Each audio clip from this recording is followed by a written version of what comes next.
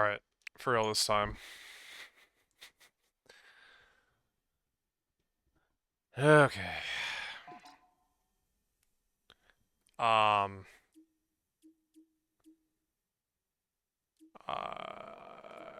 it literally doesn't matter. I guess we'll go with this because I definitely am not streaming at 4K. Well, I'm also not streaming at 120 FPS. Uh, Whatever. This is more appropriate for my monitor, but I don't know if it's more appropriate for the stream.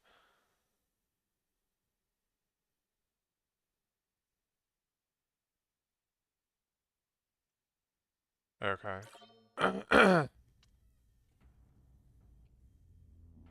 That's something up.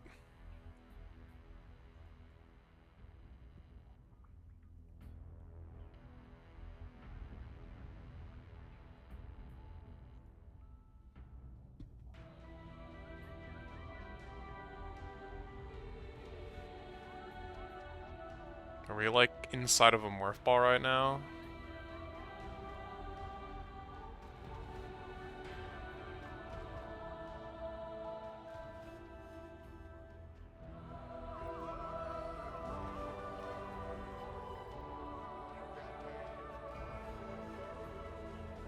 Watching history of RuneScape. I just watched a video the other day about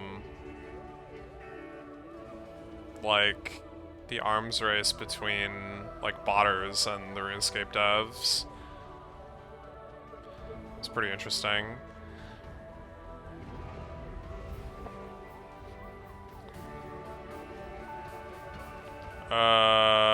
Adjust the brightness so that the image on the left is barely visible. Why is that like... Wouldn't you want the opposite of that? I mean, it was kind of good in the middle, to be honest. More settings. Oh god. Subtitles. Is this on or off? I think it's on. Okay. Wait, I had it at 54. Okay, we can just set it to default and hopefully that's fine.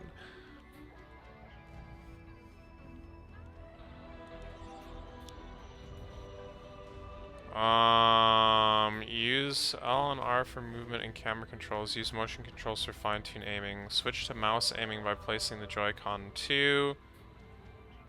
Pointer fusion. Use L for movement, use motion or mouse for aiming and camera. Switch to mouse controls by placing it down. Can be fully customized. Okay, but this one seems like it's probably what I want. I don't want to aim with the joystick at all, if I can help it. There's more settings, though. No.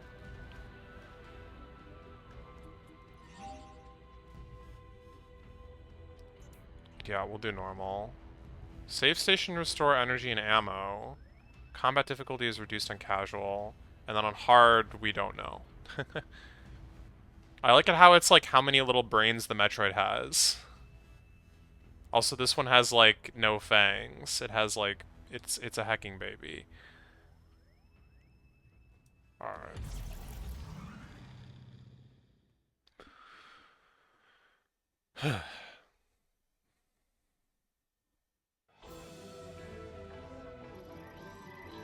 It is Cosmic Year 20X9, determined to defeat Samus and the Galactic Federation. Silex and his army of space pirates launched a series of attacks on Federation research facilities.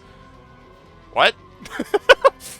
It is believed the space pirates are being controlled by Metroids that have the ability to fuse with other life forms and control their minds. Now, on planet Tanamar, in the Desolin system, another Federation research facility is being attacked. Galactic Federation HQ received their distress cell and dispatched Samus, who was on a reconnaissance mission nearby.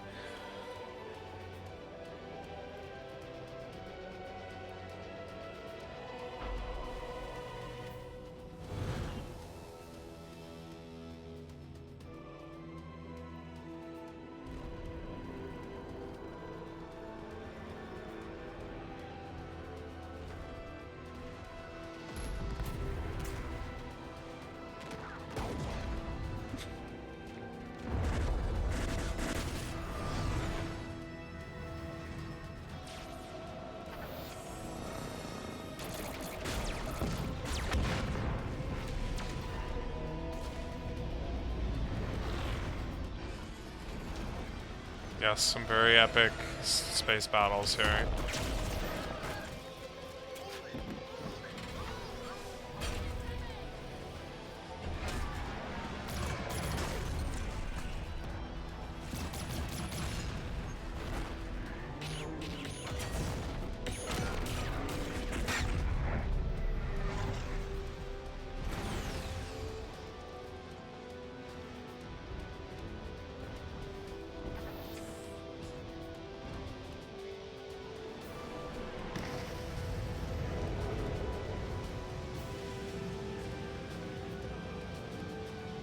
Wait, we're coming down to the top!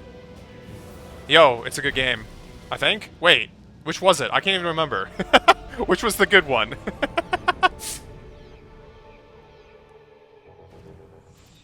Alright.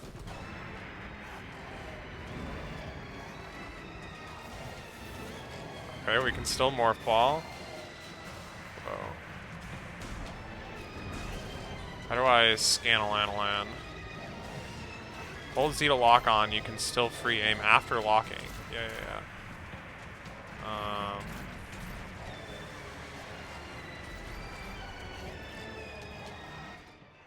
Okay. We have a map by pressing minus. Inventory. 99 E-tanks.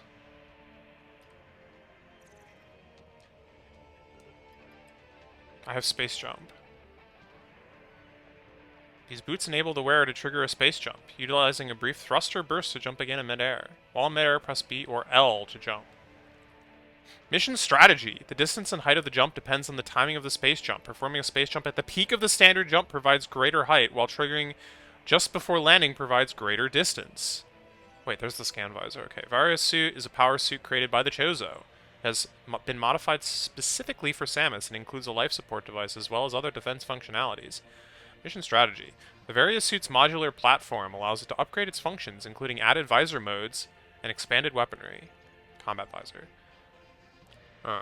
Combat visor is a suit's default vision mode. It displays remaining energy and missiles, a radar, and mini-map, and general information needed for combat navigation. Activation. If there is a valid target in view, holding ZL will lock aim onto the target nearest to your reticle. When in other visor modes, press X or A to return to the combat visor. Okay, I don't know what X does, but A is like shoot, I think. Okay, the radar on the top left of the HUD shows the positions of both enemies and allies. The minimap in the top right shows a three-dimensional representation of your surroundings. It also displays other important information such as the current location, doors, and any custom markers that have been placed. Okay. How do we do this? X. Scan visor is one of the power suit's standard visor modes, providing analytical and data reference functionality. It can access and activate certain devices. Press X to switch to the scan visor. To scan, aim the reticle at the scannable object and press and hold ZL. To return to the combat visor, press X or A. Mission strategy.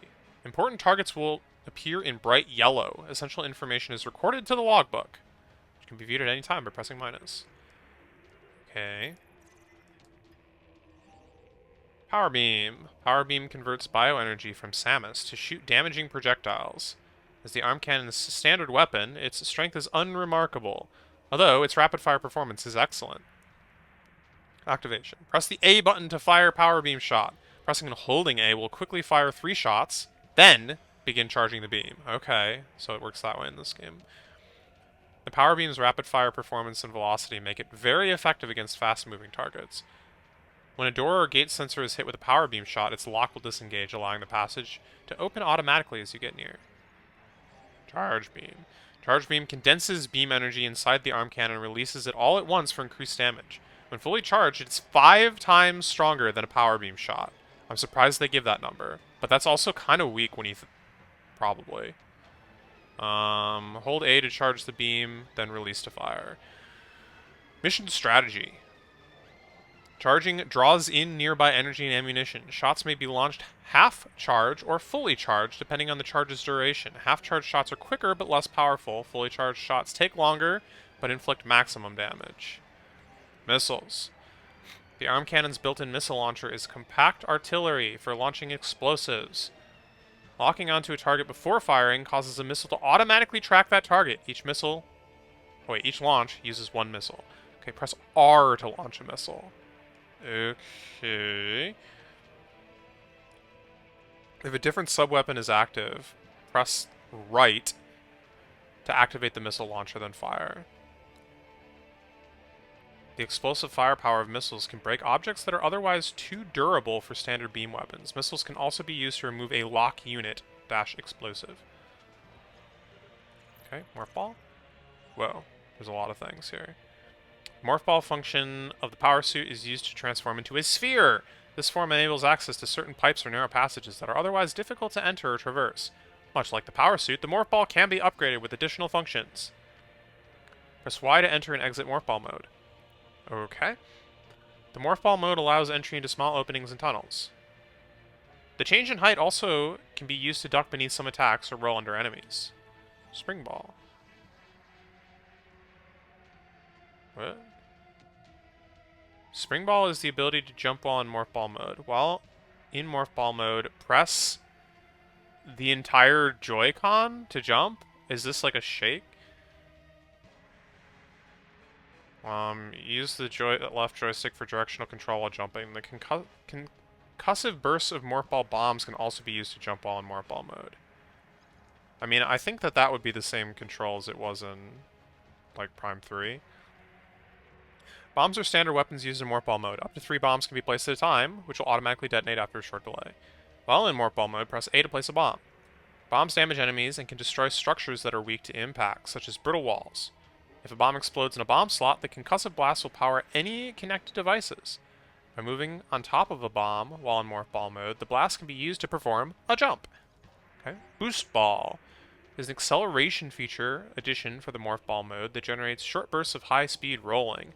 This can be used to power devices that support kinetic charging, such as spinners, for swift long-distance movement and for tackling enemies. While in morph ball mode, press and hold B or L, then release to unleash a surge of speed. Once in motion, immediately pressing, holding, and releasing B or L can extend the speed of the surge. Whoa. Okay, that's interesting. Boost ball can be used to shorten travel time, to avoid attacks during battle, or to quickly flank enemies. Okay, that's what we got. We also have a map. And then there's settings.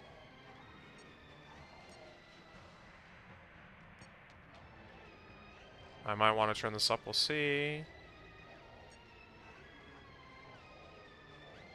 Spring ball threshold. Whoops. And then there's amiibo. Oh.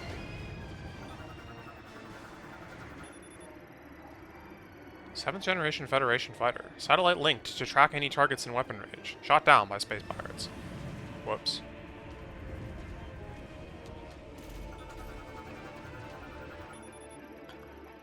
Space pirate. Numerous injuries detected. The resulting internal organ failure and biofluid hemorrhage has reduced combat ability by 70%. Vitals severely deteriorated. Okay, let's see how this, like, mouse thing works. Wait, how do I shoot in, like, mouse mode? I guess it's just the L button.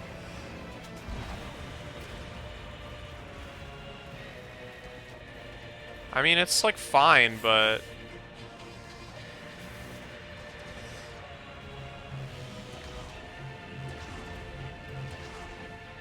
yeah, it's just...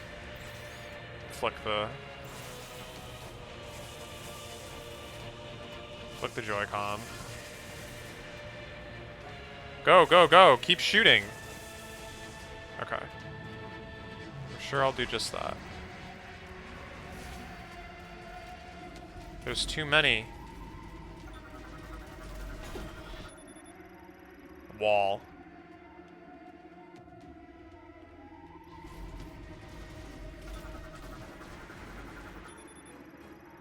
Space pirate. Oh, view and logbook. I've activated the logbook. Space pirate is an army of marauding warriors who aspire to control the galaxy. Made up of a number of different aliens, and the various species fulfill roles in alignment with their respective strengths. For example, the numerous rapidly reproducing insect-like members serve as a rank-and-file soldier and are usually used to defend space pirate bases. They have powerful legs and can march extreme distances. They're typically armed with quantum assault cannons on their forearms for ranged combat, and concealed photon energy blades for use in close quarters. Scans, 0%.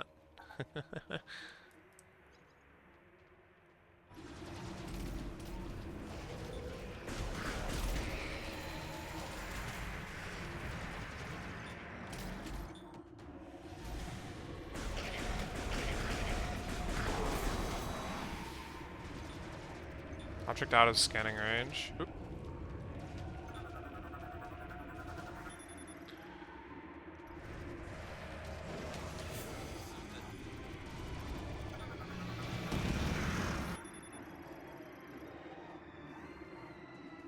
No life signs detected.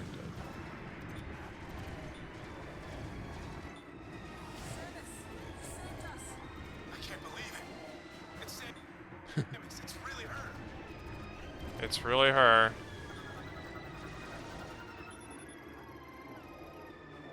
Federation automated anti-aircraft weapon. Sustained critical damage and no longer functions. Oh, shoot. That one was broken. Able to fire up to 14 beam shots at a time.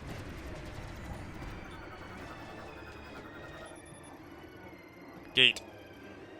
Composed of 3 shock-resistant reinforced ally panels.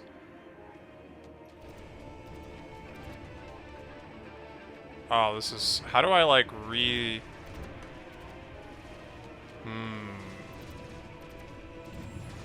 need to be careful how I, like, move this thing when I'm reading dialogue or whatever. Federation Trooper. Part of the armed forces tasked with defending the peace in the galaxy.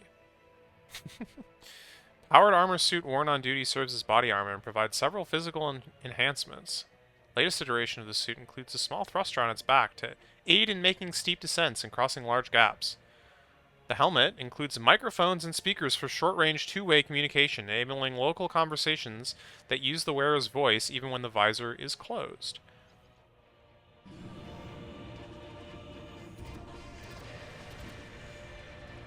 This is an ambush.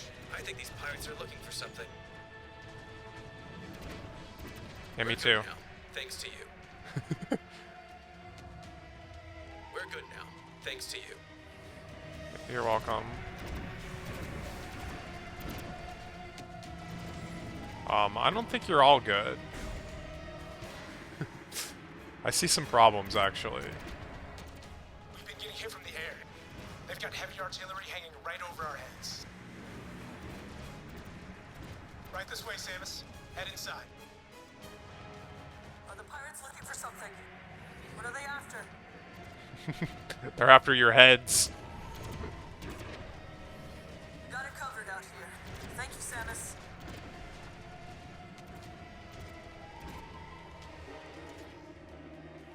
Alright.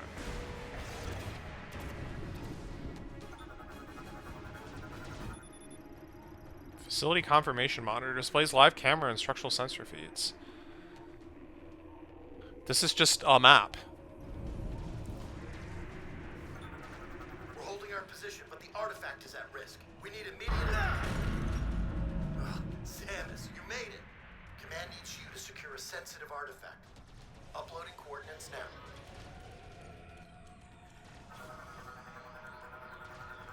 When you're ready, scan the door and head through. Area map acquired. Okay. Well, that doesn't look like a boss room or anything. I mean, it totally looks like a boss room or something. Secure the artifact.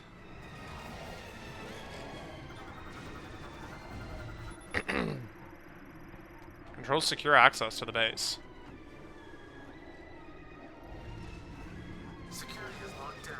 Use your scanner to get through the door. Your scanner will open the door. When you're ready, scan the door and head through. Were you able to scan the door? Nope.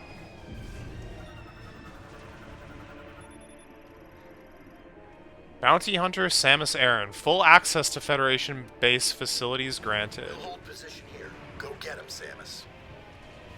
Command needs you in the hangar room, ASAP. Command needs you in the hangar room, ASAP. Alright. We got it handled here, Samus. Thanks for your help.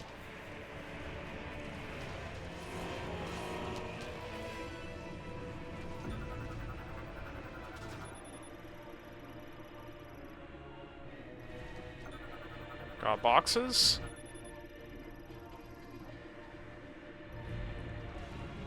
Can't seem to scan anything outside.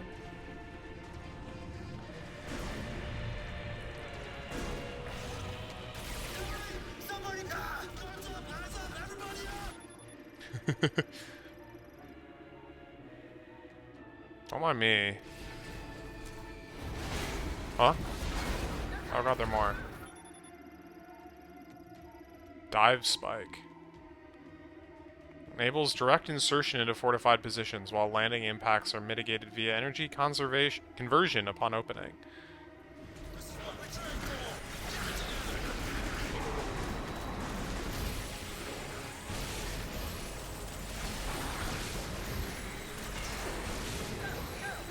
Watch out!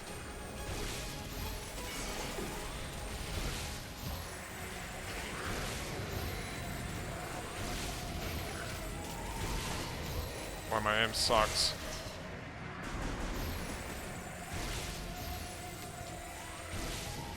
My heart is beating so fast. Oh.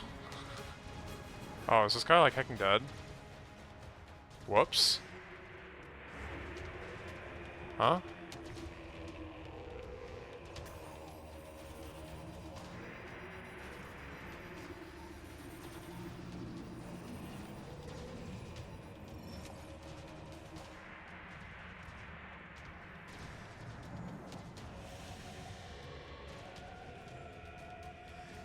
Are we safe in here? There's holes punched through the roof. You're not gonna like... Better get moving. I'm sure we'll be fine. Oh, if you say so.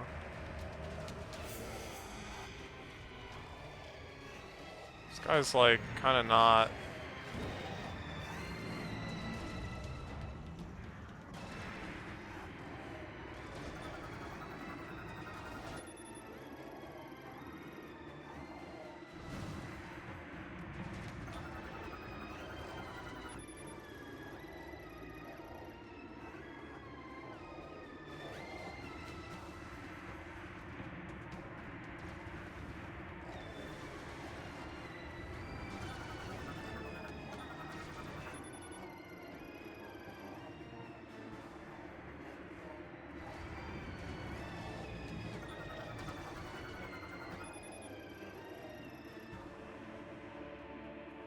Lots of data screens in here.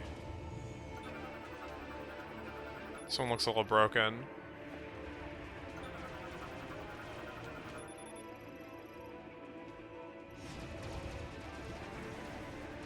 Many of them are very broken.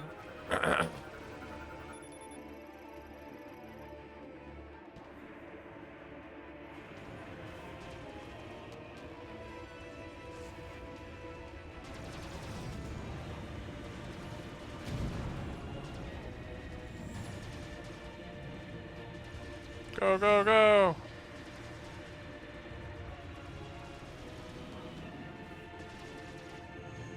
That dome is our destination, I think.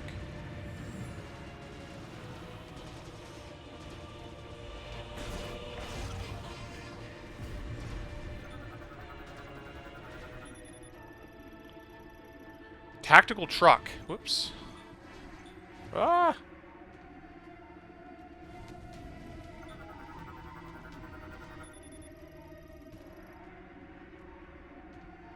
Exercise caution near open flames.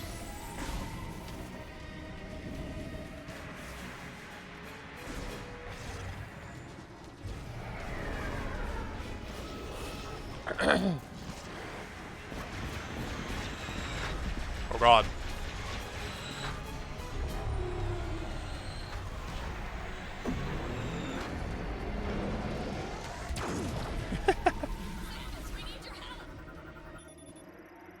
Okay, but what is this thing?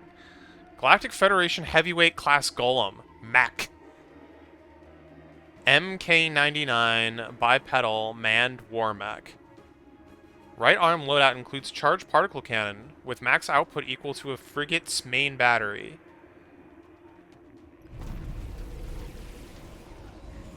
Oh, hi. I guess you're supposed to die. Oh, no, it's dodge.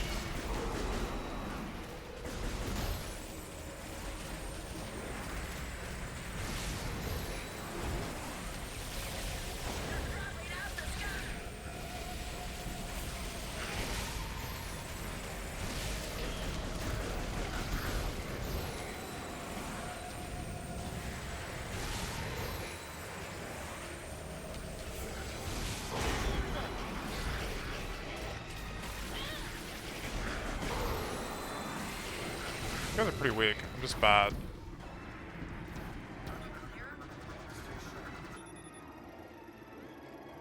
More trucks. We're on the way.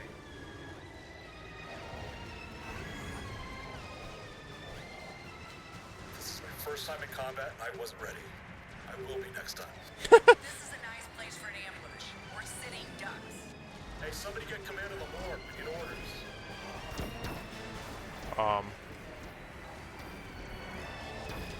Can I talk to the mech? You're holding position. Waiting orders. Engage with pirate aircraft. Over.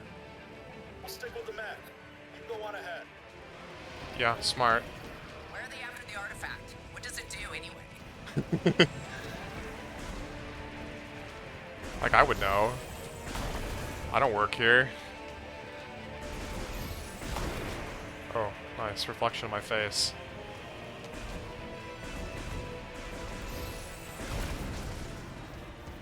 There may be, some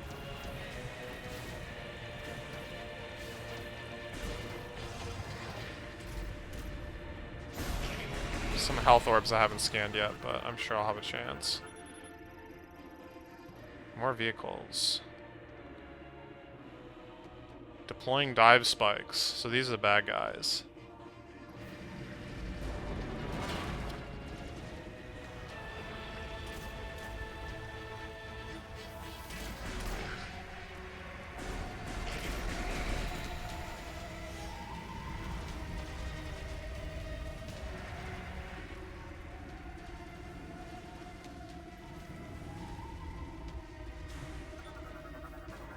Okay, now I have to use bombs. Although they did say any impact, so we actually don't have to use bombs. Ambush! Alpha Squad, heads up. Pirates are attempting breach on your position. I repeat, pirates are gonna blow the door. Do you copy? Give me someone on that door. Take them out now. We're trying. Can't get a shot. We're inside. Get the artifact into the hangar.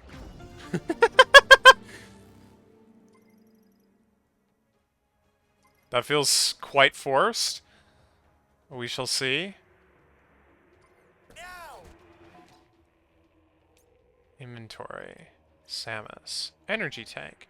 Energy tanks improve the suit's defense system and increase its total energy reserves by 100 points. When an energy tank is acquired, all energy is fully restored. I don't know how that's mission strategy, but sure.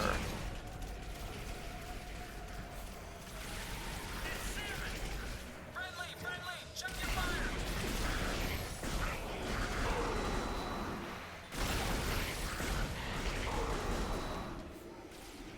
Dr. Salmon!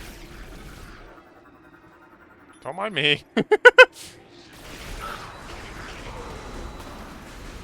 I supposed to be, like, not letting these guys die? Because I'm very letting these guys die. Hangar. We can't let them through. They're throwing themselves at the hangar. We can't let them through.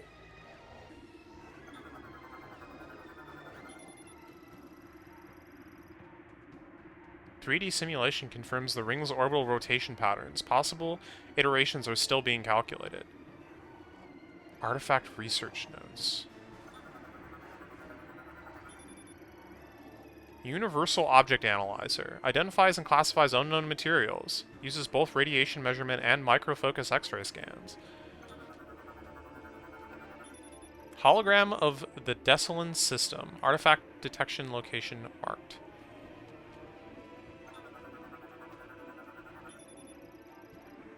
Hologram of planet Tanamar. Analyzing status at the time of the artifact's discovery.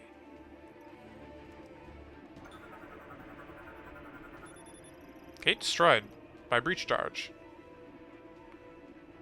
Clearing the debris is impossible due to fire. Okay. Analysis room system terminal. Manages data. Okay.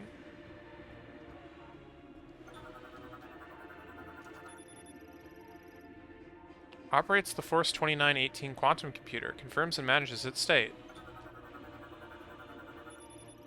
Force 2918 quantum computer. Based on Talvanian technology. Talvanian? Whatever. It's part of the Federation Analyze device.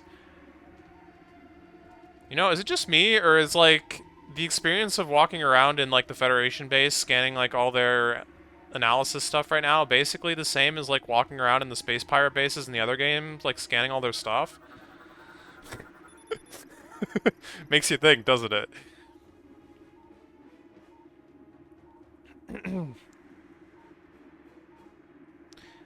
Use the lock-on ability to the central sensor to reveal 4 free aim sensor targets. Shooting the free aim sensors will unlock the gate.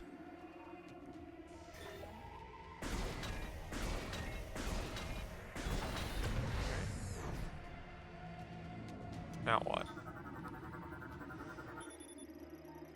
For cargo or large machinery, like other gates, it will open when the sensor is struck by beam exposure.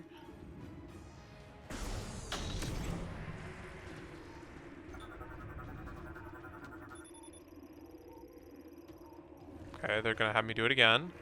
That's fair.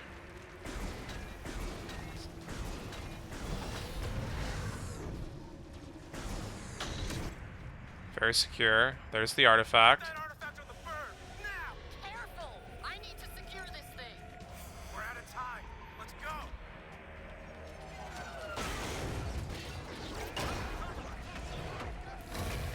Hey, it's these things. I think I've seen these things before.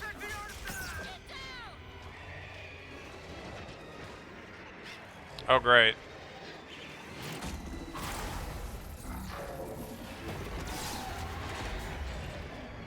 Wait, that's supposed to kill you, not make you stronger?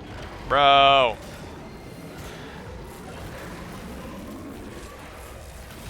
Help?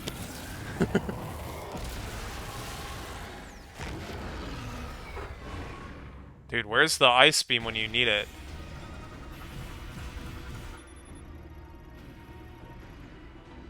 Alien morphology. Aberax. Large officer in the Space Pirate Army.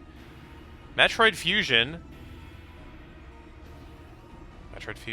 has resulted in a loss of free will and the formation of beam projectile lenses on its chest.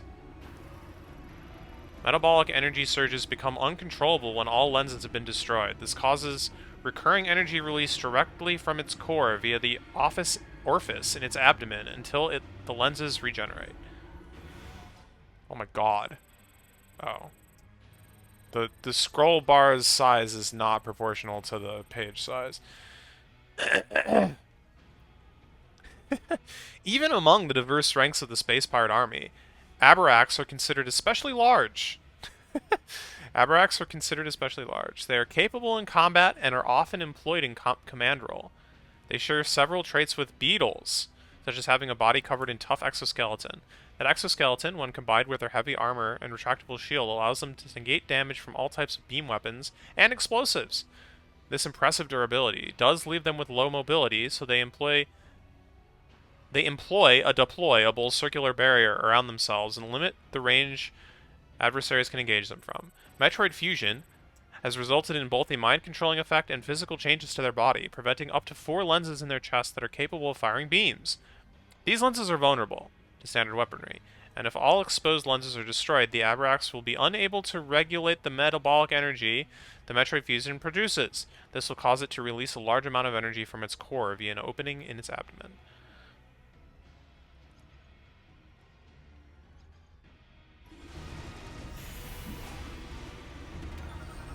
Hold on, this is important. Ow. Alien artifact discovered on planet Tanamar. Analysis has been able to conclude only that it is some kind of device. Okay.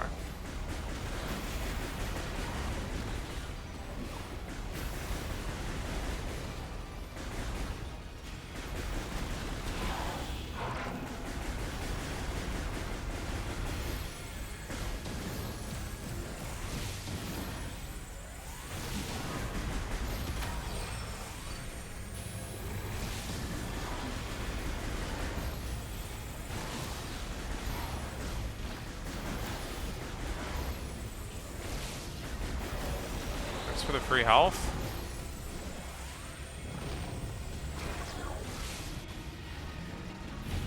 Ah, I just pressed the wrong button. Wait, how do I missile? That one.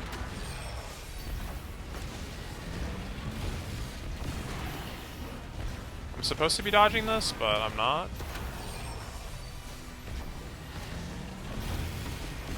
There we go. Where's your health? That's a lot of health.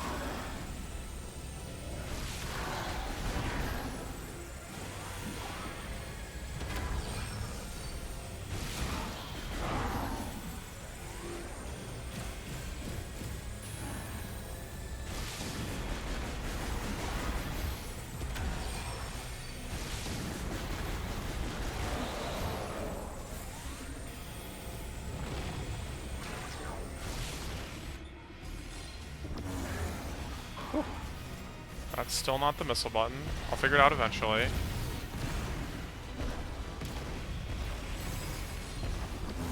Okay, that's not the morph ball button. I tried.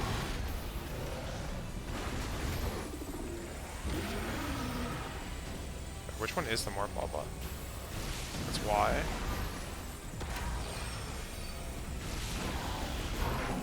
Okay, we need to go for right shoulder, like, early this time, because that's the one I keep missing. Oh, god dang it.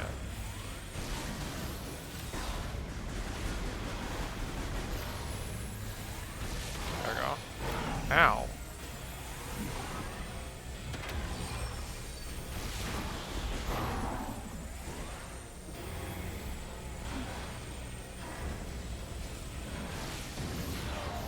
Wait, but he's, like, tossing these things out of from him. Left hand. Well, I guess his right. Whatever. Bruh.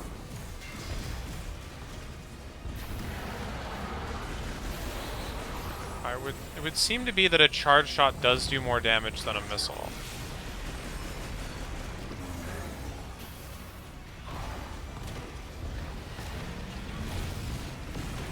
Ow. You're dead. You're dead! Yeah, the missile shots are definitely a bit quicker.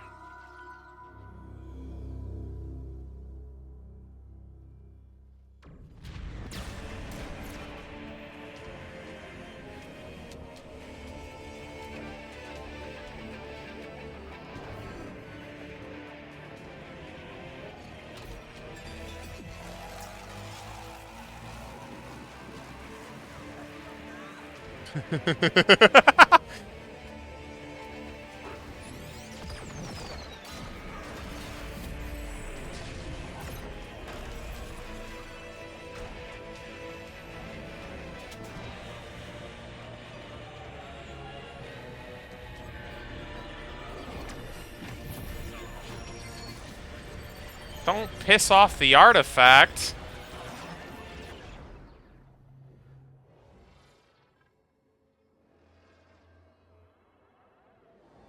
Oh god, it's time travel, isn't it?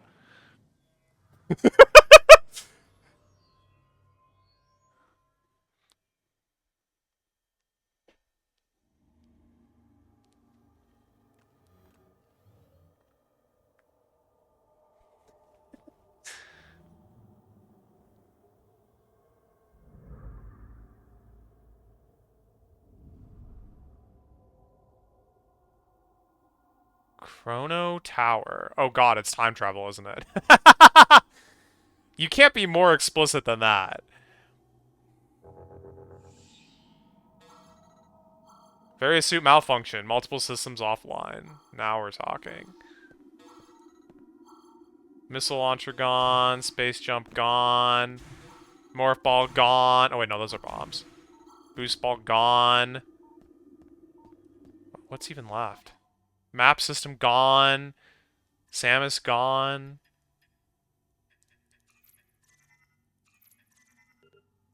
Oh, I do still have Morph Ball. I can still Morphe.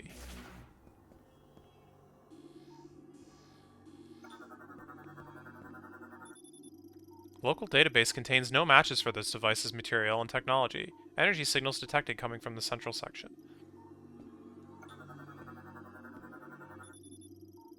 Analysis implies this is a mechanoid variant. Local database contains no matches for its materials or technology.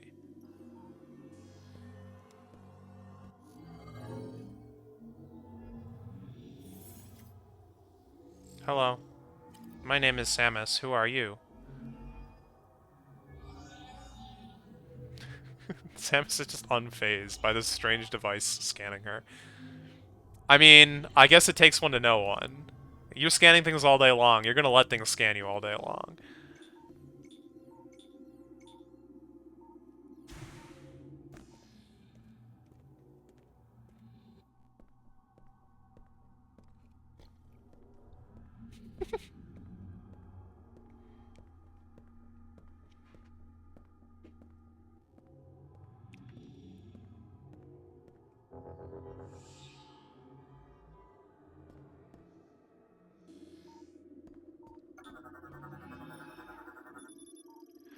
Technology used to construct this device cannot be identified. Local database contains no matches. Yeah, unfortunately our local database is,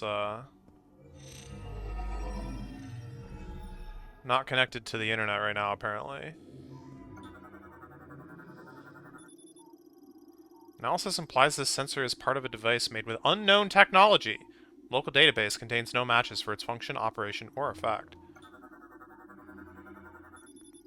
Statue of unknown species, composed of an unknown material. Local database contains no matches for the material's geometric signature.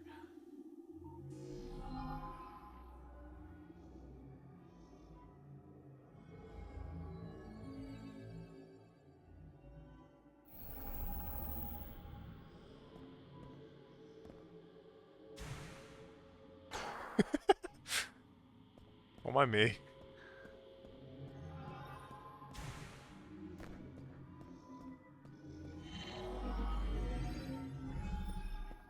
A little bit of curiosity never hurt anyone.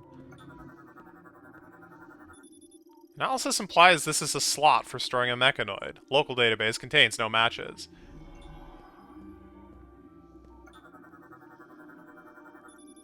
Analysis implies this is an unknown hologram technology. No matches found within local database. An android created using an unknown technology. Local database contains no matches. No energy signals detected.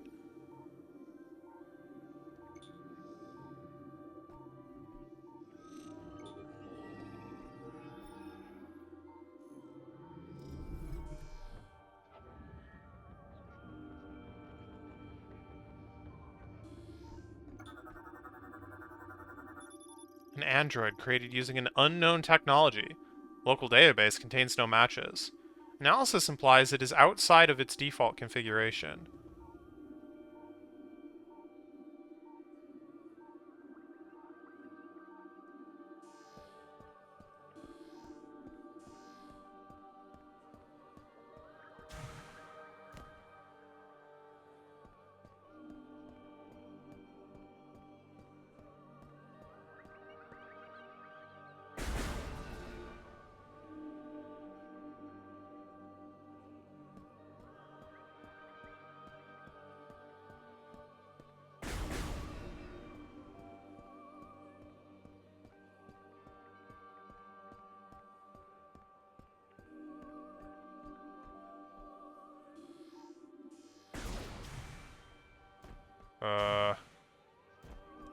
Maybe I didn't wait long enough. Oh, there's another way. Okay.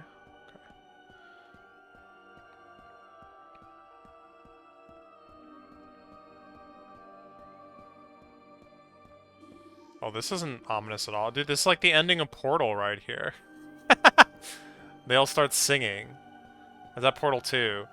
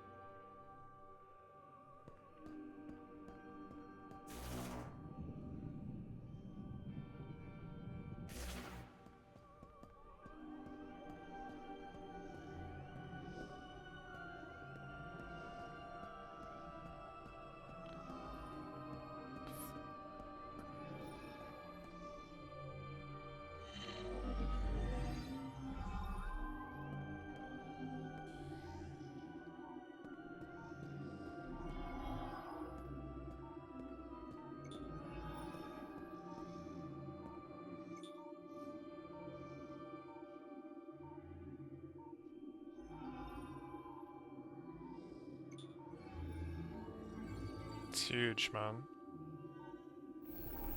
You know, for something called a tower, we're doing an awfully little amount of climbing.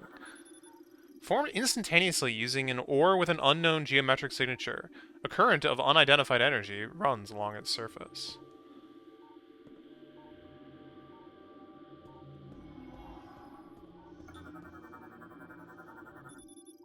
Giant statue of an unknown species made of an unknown material. Energy is gathering in its forehead.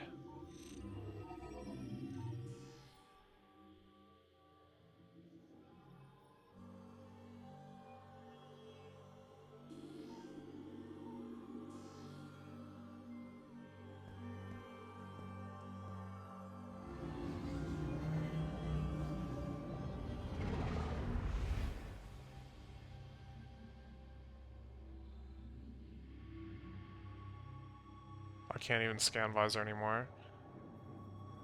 Or morph ball. Hello.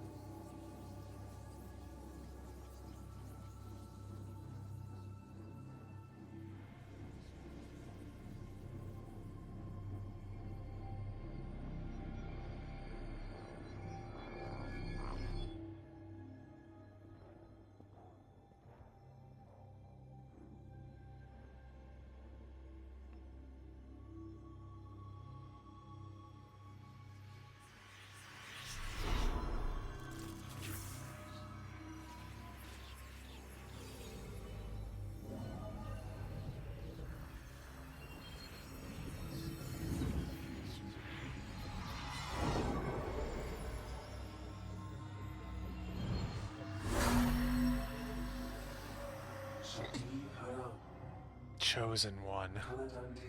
Our savior. We give you this.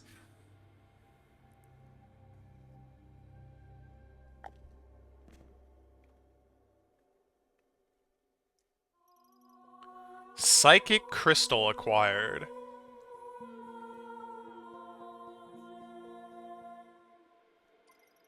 Release the latent psychic powers residing within you. Releases. And enables interacting with psychic technology using your visor.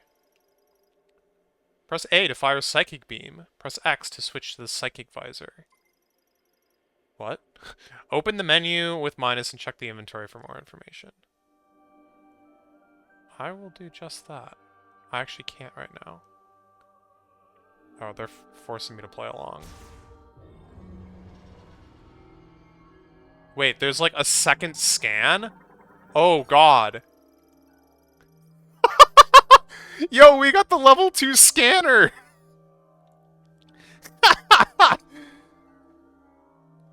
Statue made of umozonite. Depicting a lamorn. It will activate if the Chosen One meets its gaze while standing on the teleporter. Its energy has been claimed. Statue made of umozonite, depicting a Lemorn. Its forehead has crystal design. Subject identified as a priest, able to manipulate psychic energy.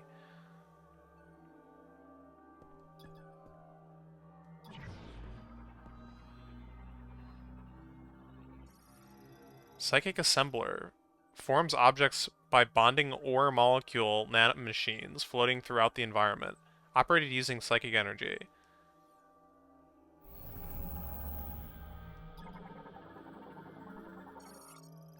Bridge made of ore molecule nanomachines bonded by psychic energy. The psychic assembler appears to react to Guardian commands or Lemorn telepathy.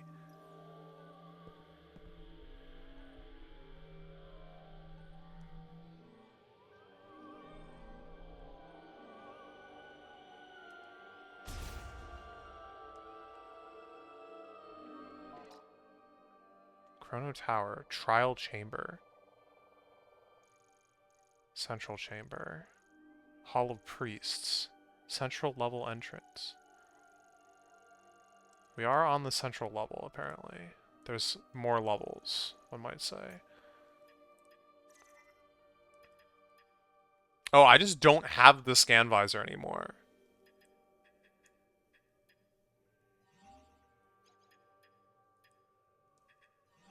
Psychic Visor. The Psychic Visor is an augmented scan visor imbued with psychic abilities. In addition to normal analytic functions, it enables the user to see and interact with psychic energy. Switch to the Psychic Visor with X. To perform a scan, aim at a target and hold ZL. To return to Combat Visor, press X or A. Some psychic objects must be scanned by the Psychic Visor in order to be materialized. The Psychic Visor also grants access to the planetary database and the local technology. Sounds powerful. Mysterious crystal found in the Lemorn's holy ground. In an alternate dimension. Oh, so we're just in an alternate dimension right now. It's a gift bequeathed only to the Chosen One. Equipping the psychic crystal grants psychic abilities. Use beams to unlock psychic doors, and the visor to decipher psychic recordings left by the Lemorn. The psychic visor also enables access to Lemorn technology. So does the arm cannon just not have... Yeah, we have psychic beam and psychic charge beam now. Glad I read these before they disappeared, the other ones. Psychic Beam combines psychic energy with bioenergy from Samus, then shoots it from the arm cannon as a beam. Psychic Beam's strength and performance are equal to the standard power beam.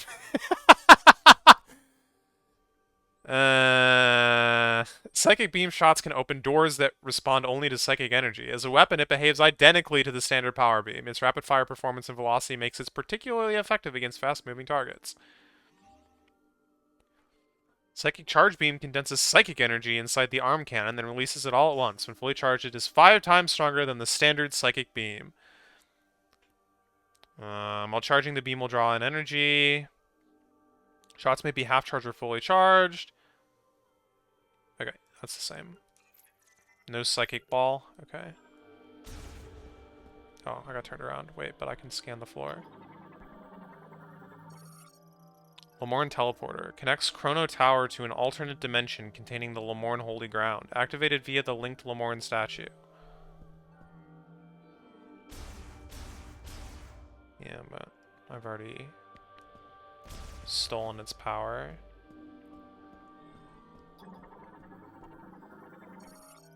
Chrono Tower Gate. Disassembled and reassembled in response to psychic energy. Its front and back sides both react. However, there are one-way versions as well.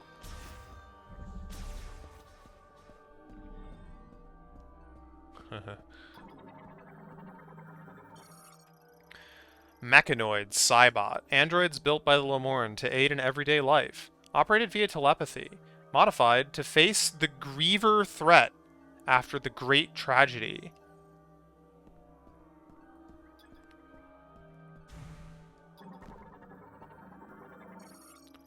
Cybot. Androids created by the Lemorn and controlled via telepathy. Currently set to inactive mode. No energy signs detected.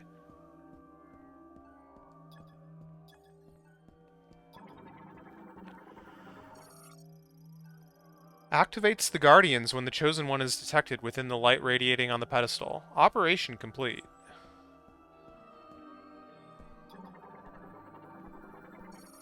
Guardian storage socket. Enshrines a Guardian who will guide the Chosen One. I see. Seem to have already done their job.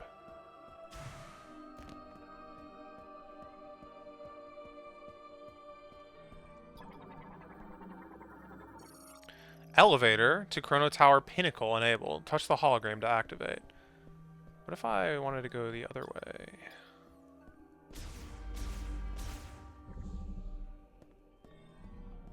I mean, clearly going up is like the right thing to do, so...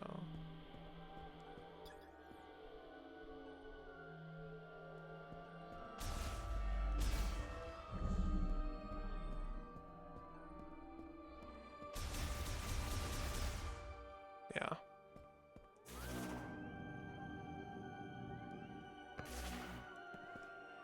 Oh, so can my bombs, like, not... I don't have bombs, never mind.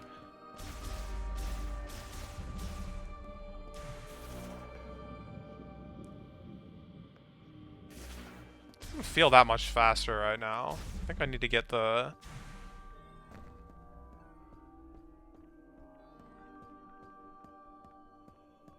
boost ball back.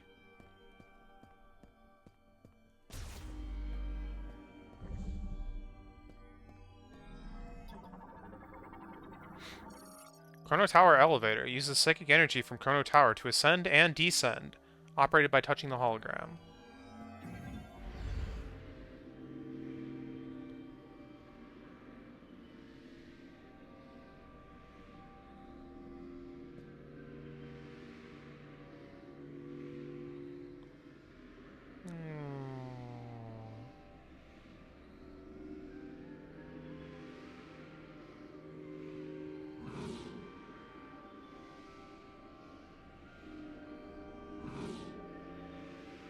Which way is even forward anymore? Whoa.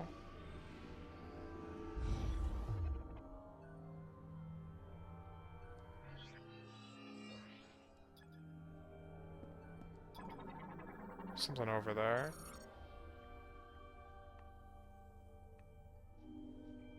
Ilante, Enkia, Shatoyan Fulun, Halas Nachakon, Saban Lamor, Chiola, Shati Hara, Chiatin Akuntin Tare, Fish Lamor, Kitlana, Aluti, Naritin Gatlate, Salake, Jaram, Lamor Asadu, Kik Shagrin.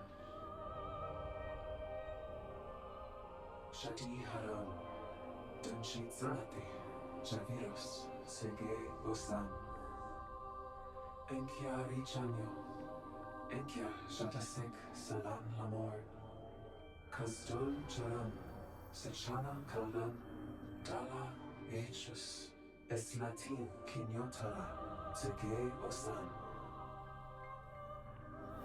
Kinshasa, Santio Donit Fen, Dojin Ensure Itzi Antikash Amul.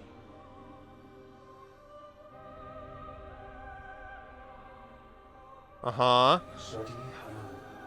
Turits and Dinjite. Achata Da Shale. Wait, but what if I wanted to scan that other thing? Okay, hold on.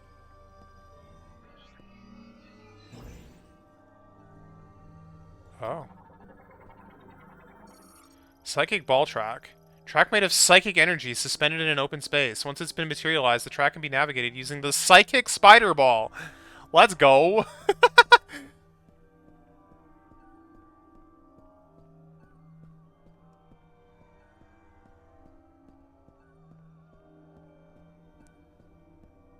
Ah.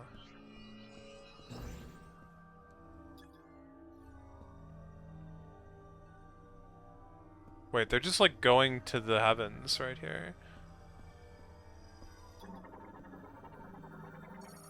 Teleportation field generated by psychic energy. Their creation was a skill unique to Lemorn priests. Contact instantly transports objects to a location designated by its creator. Okay. Oh.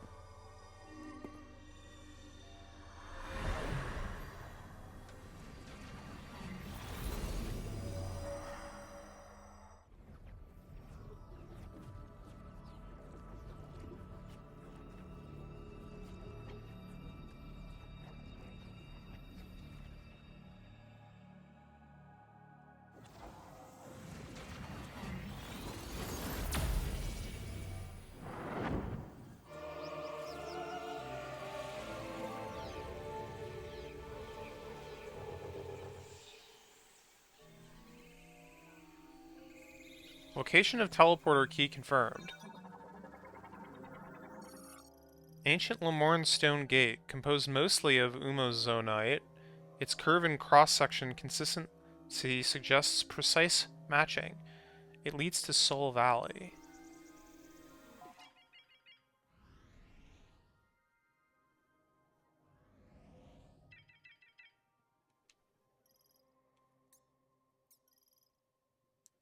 Garden of Remembrance. Mission. Master teleporter keys. I have none.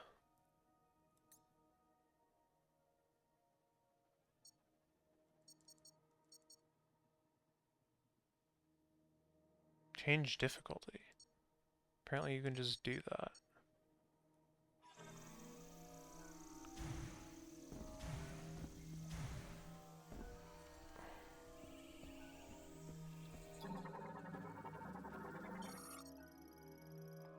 To the Lemorne headed for the Temple of Memory, gaze deeply, listen carefully, calm your mind, and take the first step here. The first steps. To my Lemorne brethren, you are welcome in this sacred land full of greenery and life. Visit the Temple of Memory, kneel at its altar, and honor all those who came before. The thoughts, wishes, and dreams of our people come together at the base of this sacred tree. We hope one day that the bounty reaches far and wide. Excerpted from the first slate.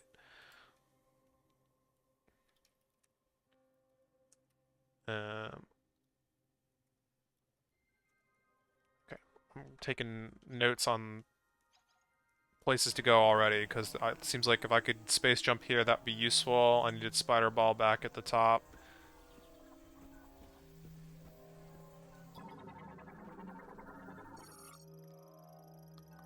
ISO cask. Okay, we can blow these up, got it. They probably have energy in them.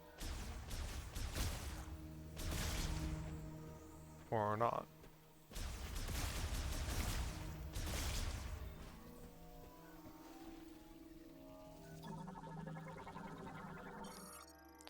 Mollusk morphology. Mireworm. Mollusk found in the rifle habitats. Imitates plant life to lure in and feed on small insects, but retreats underground if they sense danger nearby. Live in small groups, primarily in shallow freshwater and boggy areas. They possess long, slender bodies, will often emerge from their burrow in search of prey.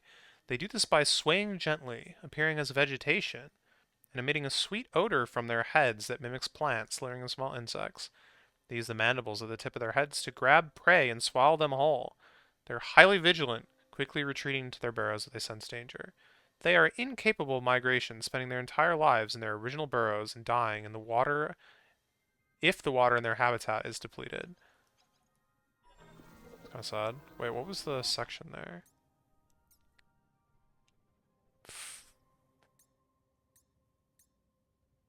View Ross.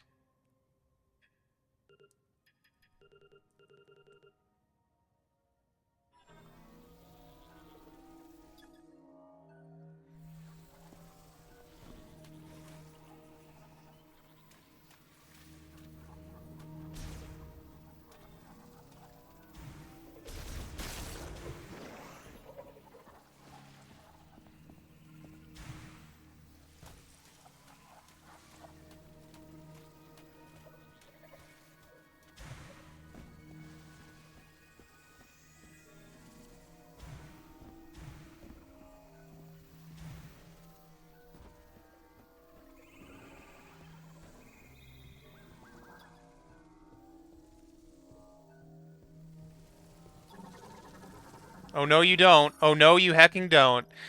Alright. Sicklefly.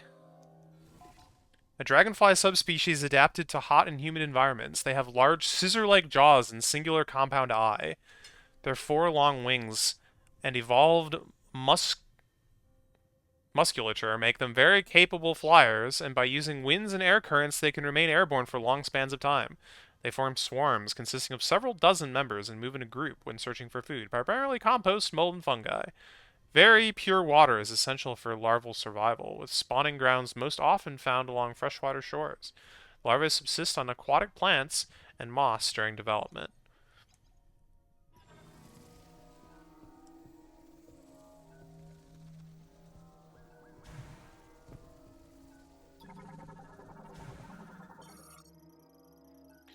Red relic ant.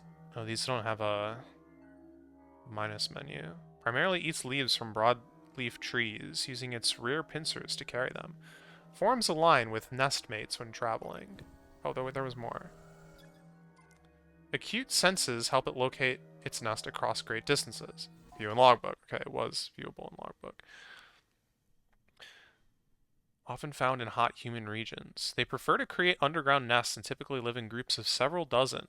Their bodies are red-brown in color. They use large pincers in the back of their torso with both the harvested leaves and the broadleaves trees they carry their bounty back to their nest. They are known to travel great distances, sometimes up to several kilometers, in search of food. In order to find their way home, they will secrete pheromones from their abdomen, creating a trail they can follow using their olfactory senses. After collecting leaves and returning to the nest, they will shred the leaves and mix them with yeasted soil, ferment the combination, and then consume the highly nutritious result. Get drunk.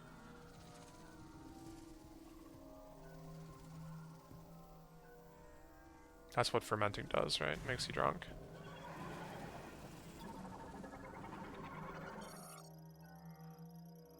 Orange crane.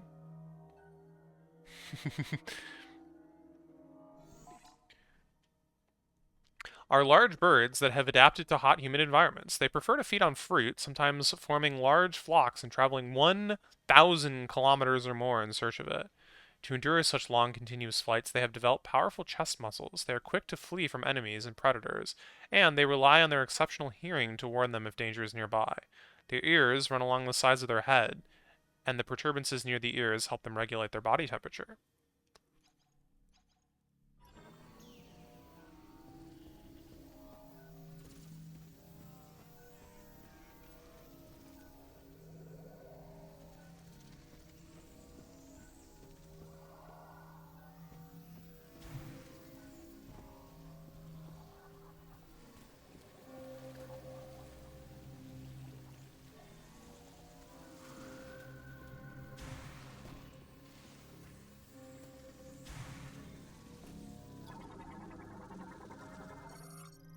An ancient statue carved from a single stone. Analysis implies that surface cracks were caused by a strong impact. Item detected within.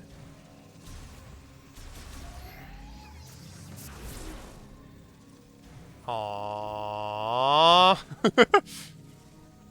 Okay, let's write that down. Missiles, I'm gonna guess. Forest start statue. Okay.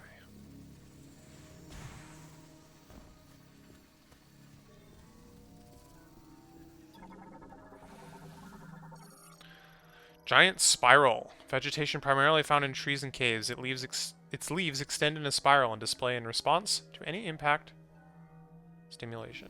Yes. Fiber deformity.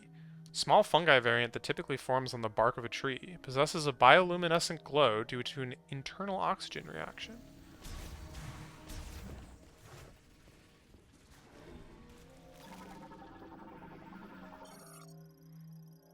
Homing spore. Sporangium of a gas spore. The sporangium, the gas spore, a type of mushroom ejected at irregular intervals, are called homing spores. They contain spores as well as lighter-than-air gas mixture within their pouch-like structure. This gas allows homing spores to float in the air, waiting for creatures to approach. If they sense the creature is nearby, they will grow thorny tactile receptors across their outer surface and begin pursuing their target. If they make contact with that target, the internal gases instantaneously compress while the outer layer heats up, causing the gas to explode. That sounds complicated. Glister beetle. Glister beetles are insects that have been classified as beetles due to their rigid forewings. They possess an internal photophore, and are known for their extremely docile disposition. They tend to gather in groups and share feeding grounds, using the mandibles on their head to peel away bark and harvest the sap beneath. A chemical reaction of photoproteins and enzymes allows them to emit light from the photophore in their abdomen. They use this luminescence as a means of communication within their groups, but when several of them are emitting a light at once, it also makes them easy to spot by predators.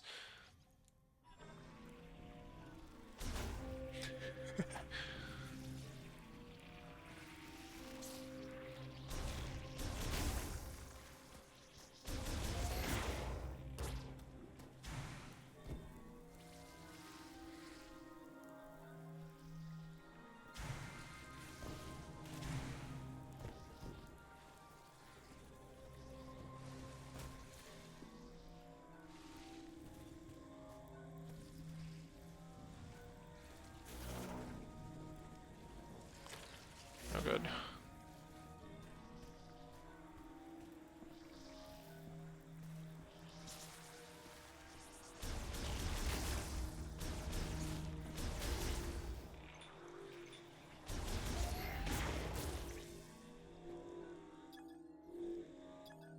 Okay, purple is 10, red is 20. I'm learning.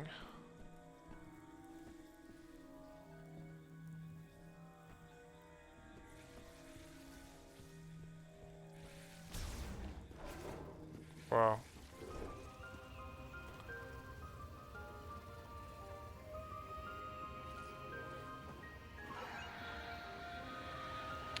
Fury green. Or is it furry green? You'll never get me to remember which one has two R's.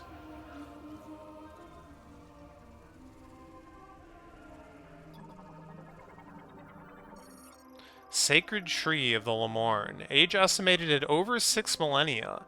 Analysis indicates it has absorbed and stored massive amounts of psychic energy.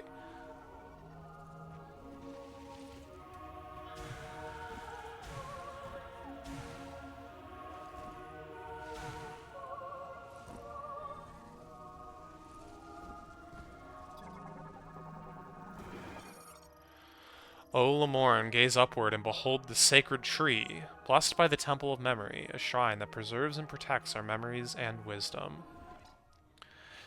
The sacred tree. From the first day we Lemorn set foot on this jungle, the sacred tree has been here. It bathes in the light, breaking through the treetops, reaching high into the air, appearing to almost strain against the sky, yearning to carry the thoughts and feelings it holds ever higher.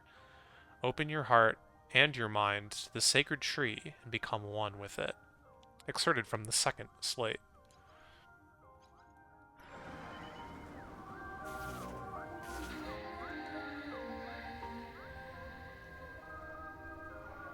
So jumping off is a bad idea, or...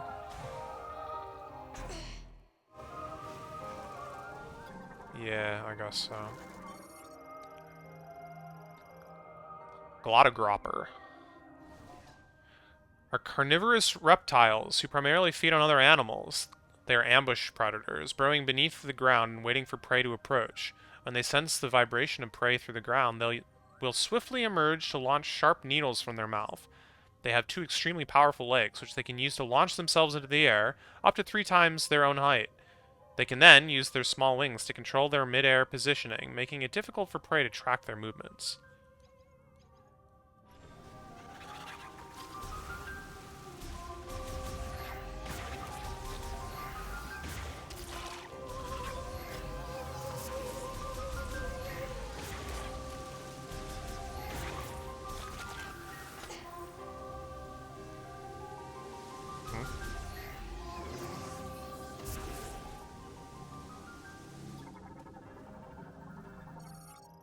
While formed of insect webbing, it's extremely elastic and durable and cannot be cleared with standard firearms. Highly flammable and removable using high heat weaponry.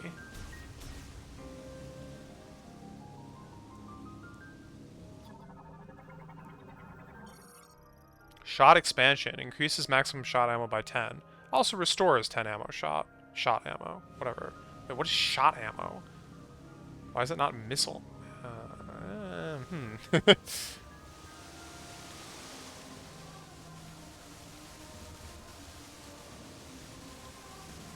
Meditate under the waterfall, O Samus.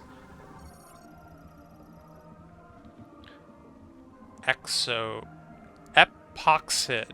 Epoxid, yeah. It senses... If it senses an approaching organism, it closes its petals and hardens to protect its areas. This is the minus button. Where are we now? Ravine Overlook. Okay, so I need fire. Ravine Overlook.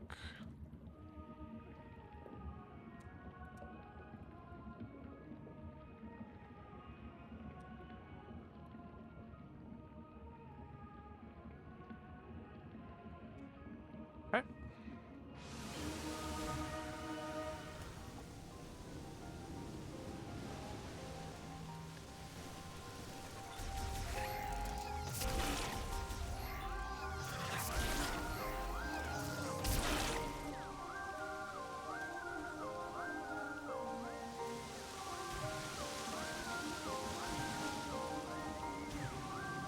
This is the part where we just try to climb everything for, like, no discernible reason.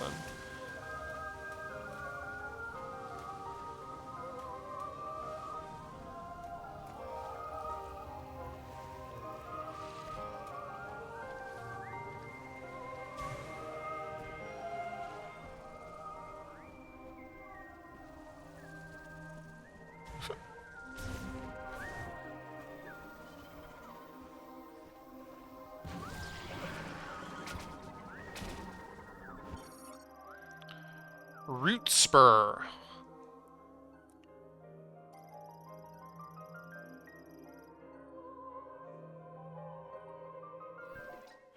Root Spur are tuberous root plants. They typically live below the water's surface in rivers and marshes, or beneath the ground in bogs, and will defend their territory from intruders. They have a thick, swollen stalk, and also possess an autonomous nervous system. If they detect an invader, they will emerge from hiding and attack by swinging the vine on top of their body around themselves until the threat withdraws. The fleshy stalk is covered in hard bark, making it exceedingly durable. However, explosives and high-powered weapons can still dispatch it quickly.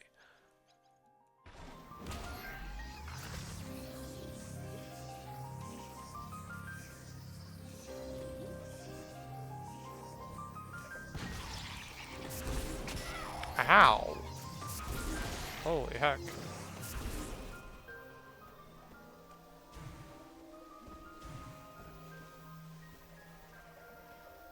Become one with the bush.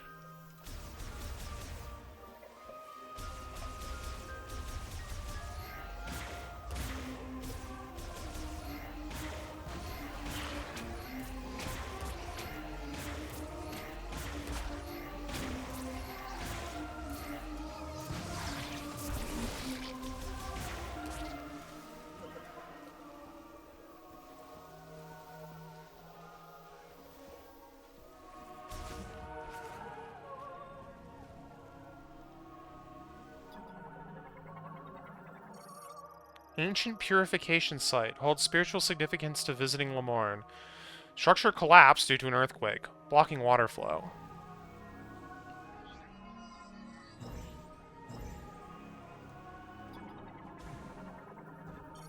Psychic platform formed by compressing psychic energy. Standing on them requires psychic boots. Bro! Psychic platforms are ethereal formations of compressed psychic energy. They are formed when a psychically capable individual condenses a cloud of dormant psychic energy into a usable surface. As these formations are not fully physical, they're impossible to stand on without wearing psychic boots. Psychic platforms function as a group. When one is materialized, its group follows suit. Okay. Let's write that down. Psychic boots. And where are we? We are in the cliffside gate. Okay. Wait, so is it like,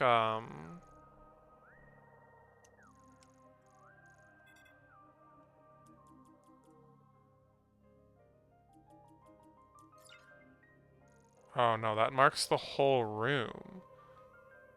No, no, no, no, no. We don't want none of that.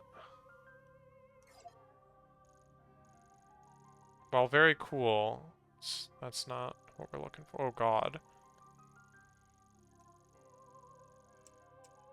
Entrance to Chrono Tower. Enter zone.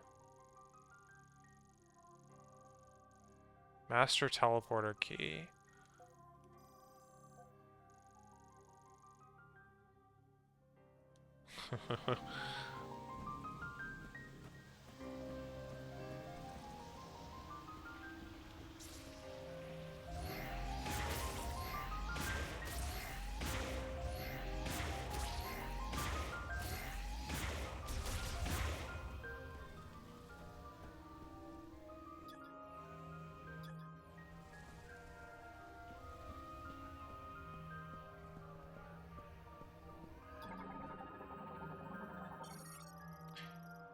Immerse your form in the sacred waters. The Temple of Memory shall then bless the purified Lamorn. The ablution. To my Lamorn brethren, you are welcome within this sacred space, though you must first cleanse yourself. Collect the holy water from this spring, rain it down upon your head with both hands, and become purified. May the sacred tree be always with you. Excerpted from the third slate.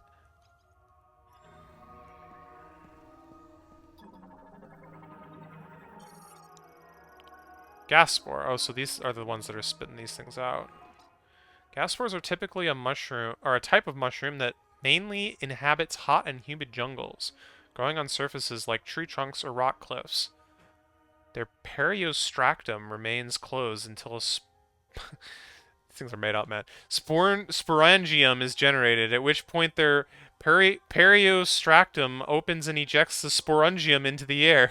The periostractum is extremely hard and cannot be destroyed with beam weaponry, but the soft tissues beneath the periostractum, which are exposed when a sporangium is injected, are vulnerable to damage from beams or other weapons.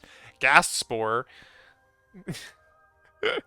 can be destroyed even when their periostractum is closed using high-powered weapons. Like, maybe one of these? Oh, right, I don't have one of those.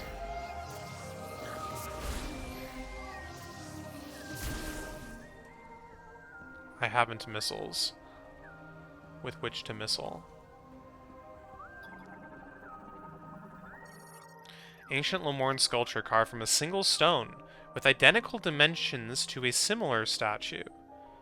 Oh, two similar statues. Receptacle for psychic mote is built into its forehead. Where do I get one of those?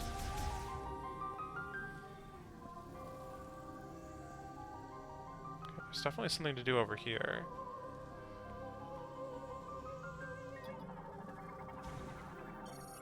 Missile expansion. Oh yeah, so missile expansion and ammo shot expansion are different. Whatever that means. Whoa. That's funky.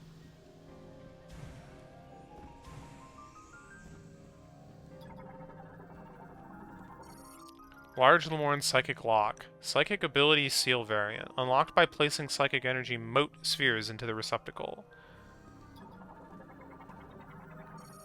Mote Socket. Receptacle that takes the Psychic Mote. A spherical coalescence of psychic energy that acts as a key. Okay, so I guess I have to find like 2 keys before we can move on here. Or maybe 4. Because it seems to have... There seems to be statues as well. But it's probably 2.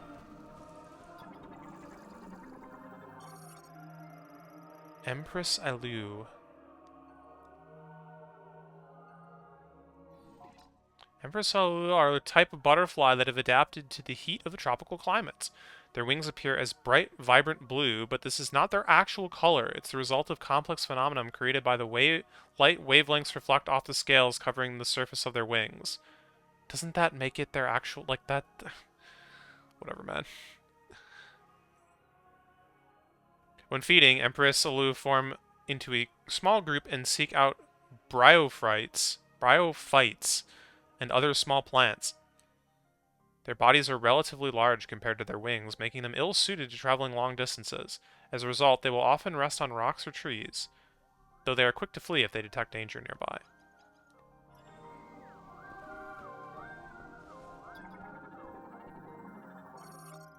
Lamorne Door. Unlocks when its central sensor detects energy exposure. An explosion, or a concussive blast. Once unlocked, it will be open when approached. Yeah, that's kind of normal. Scoutbot.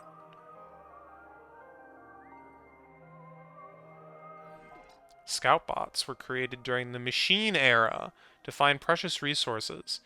Once deployed to an assigned area, they perform scans using ultrasonic wave reflection. The data is then fed to a linked map displaying the location of mineral deposits and other valuables. Most Scoutbots were left to weather the environment, and due to natural degradation, may no longer function. Degradation. I don't think I said that right.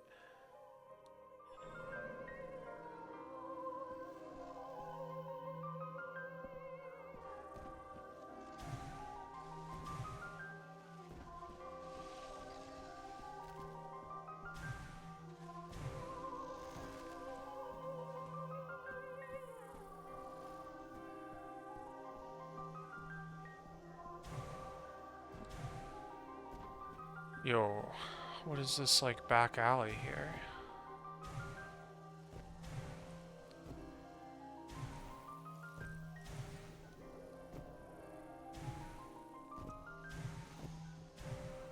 It's kind of crazy how much I can just climb around here.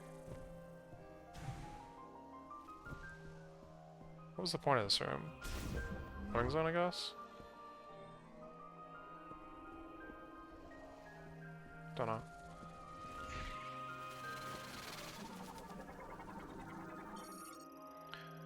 Bristlewort. Bristlewort are carnivorous plants capable of moving around using their 6 legs. Their outer shells are impervious to beam attacks, though explosives can damage them. These sturdy shells are heavy, impairing the bristlewort's ability to move. As a result, they tend to attack from a distance, only opening the shell when prey is detected. Once the shell is open, Bristlewort quickly rotate, launching sharp thorns in all directions, before closing to generate new thorns. Thanks to the mineral composition of the thorns, Bristlewort can regenerate them indefinitely using photosynthesis. Staying at a distance also helps them protect their internal organs, which are exposed and vulnerable even to beam attacks while the shell is open. Indeed. Plant morphology: coneberry. Male form of a plant that continuously emits pollen. Pollen is uncomfortably bright, or light, enabling it to float for... oh, that kind of light. Enabling it to float for long durations with very little airflow. Wait, uncomfortably light? What does that mean? Oh, uncommonly. Blurb. It's like, something about that doesn't make sense.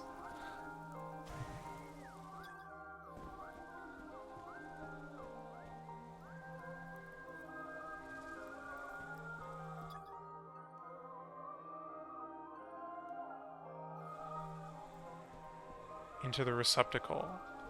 What receptacle? I see into a receptacle.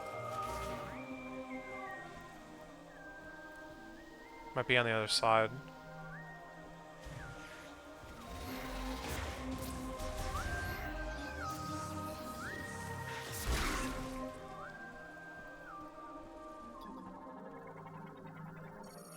Psychic gate. Normally closed. Opens automatically upon receiving psychic energy from the linked sensor.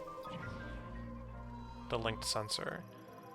Psychic sensor. Receiver and conductor for psychic energy. Linked to the gate.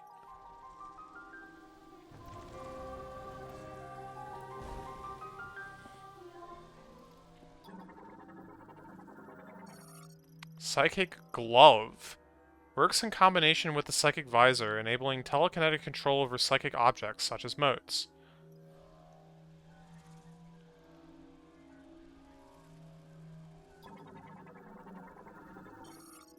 Chosen one. Take the holy power in your hand. The path that you must walk lies beyond that door.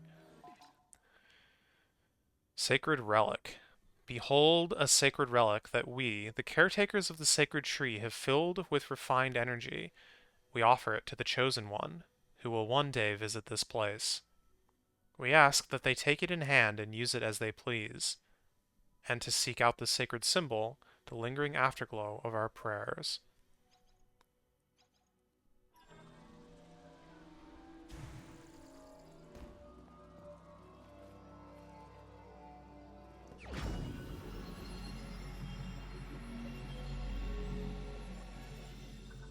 Is it true that the first item in this game is the heavy lifty?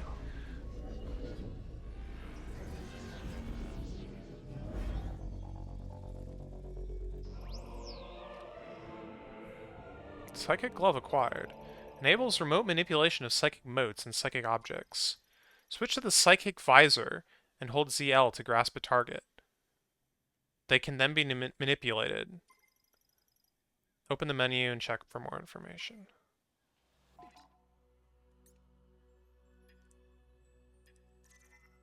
Psychic Glove. When used with the Psychic Visor, glove can be used to perform various telekinetic processes. To grasp a mote, switch to the Psychic Visor, aim at the mote, then press and hold ZL to pull it to the glove. To move a psychic object, switch to the Psychic Visor, then use the Joy-Con aiming, I guess. The Psychic Glove can be used to grab and release a mote as many times as needed, however motes cannot be removed from a closed socket.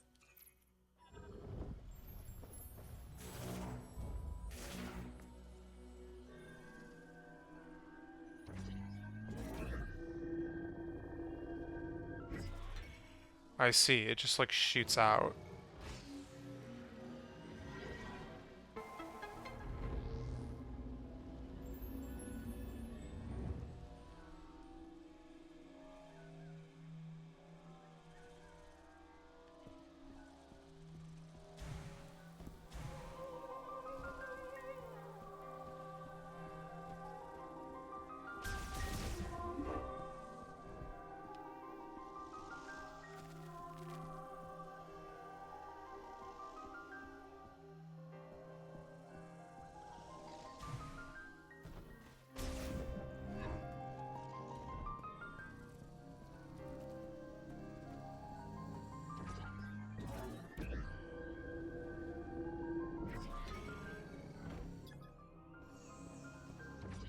We're crossing wires here.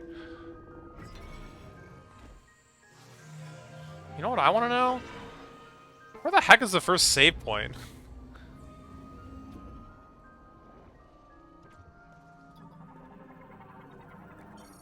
Psychic Container stores items prepared by the last Lemorne priests to be given to the Chosen One. Opened using telekinesis.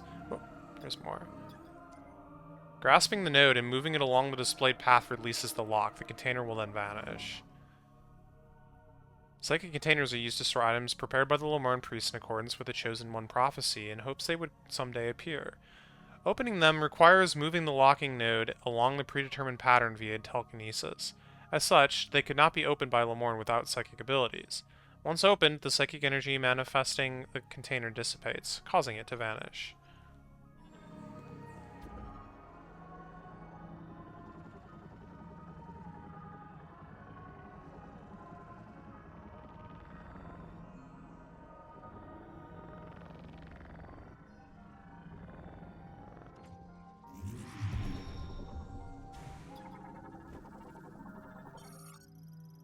Energy tank. Bum.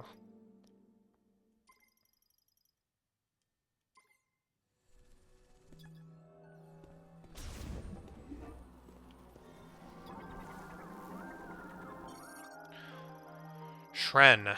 Flying insects build nests. Alright, what do they do? Build their hives high off the ground, usually on rocky cliffs or against tree trunks. Both adult and larval Shren typically share a hive. If something approaches one of their hives, the adults will quickly emerge and protect the nest by spraying their acidic venom at the intruder. While they're highly aggressive when defending their hive, this behavior is defensive and they will not pursue an intruder once it's withdrawn. In fact, Shren are social creatures with other Shren, often forming several hives in proximity to each other and working together to protect each other.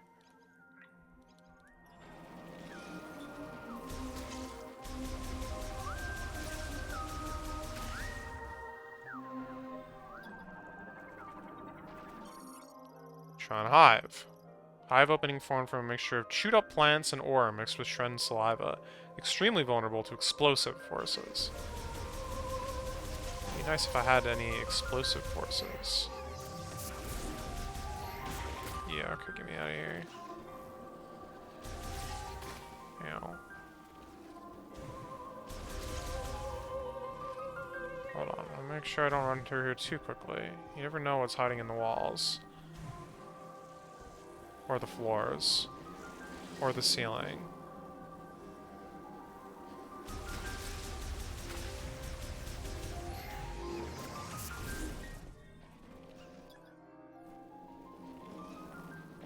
Oh, I've just jumped down a way that I can't get back. Take notes.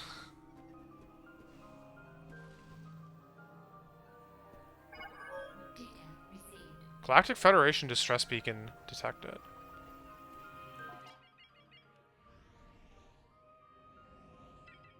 It's pretty close.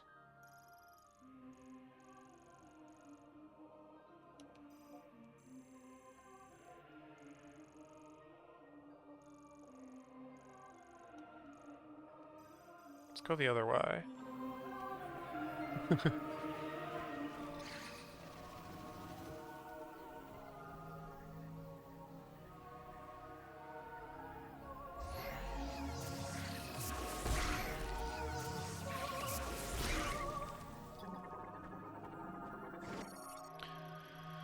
Amber.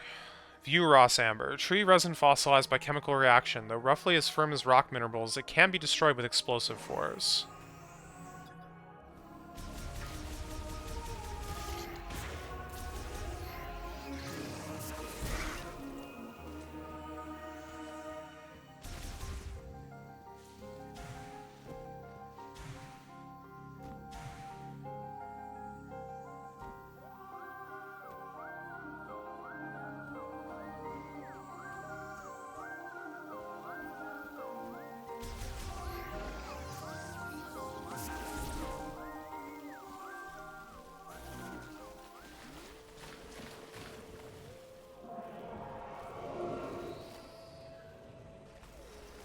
Where the heck am I going?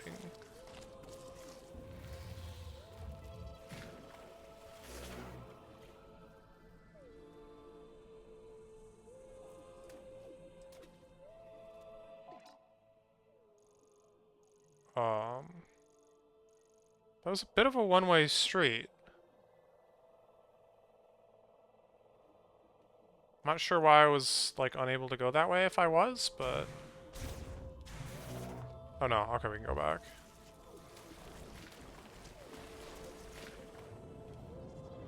Because I don't have Spring Ball anymore. As far as I can tell.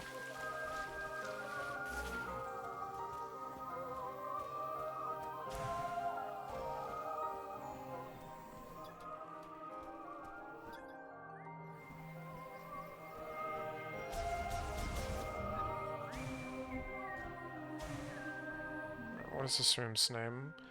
Grove of the Sacred Tree. Okay.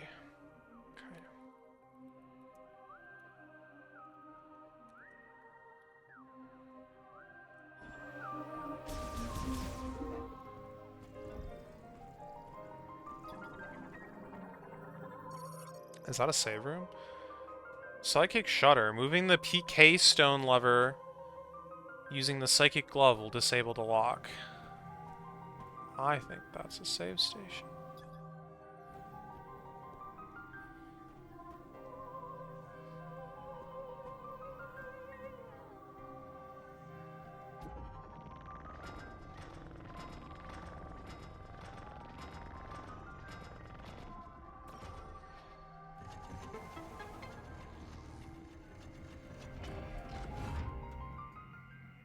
You can't scan the save station? That's crazy, man.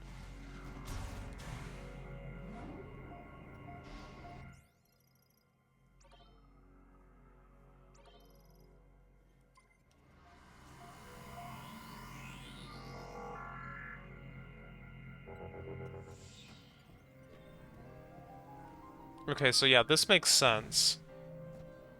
I probably should have expected it, but you like come into this room and then they give you a hint for this room. So your like obvious instinct if you want to go that way is to go through this door, but this is actually a dead end. But you get a save point. So it's like yeah.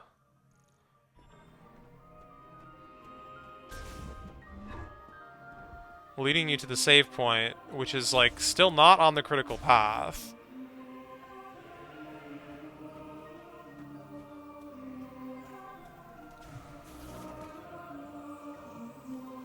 It's cute.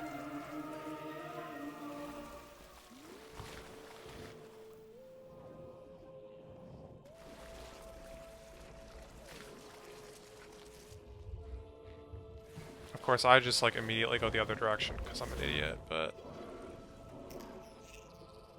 huh? Alright, well, we're gonna let you just hang out there. I will be back in a minute.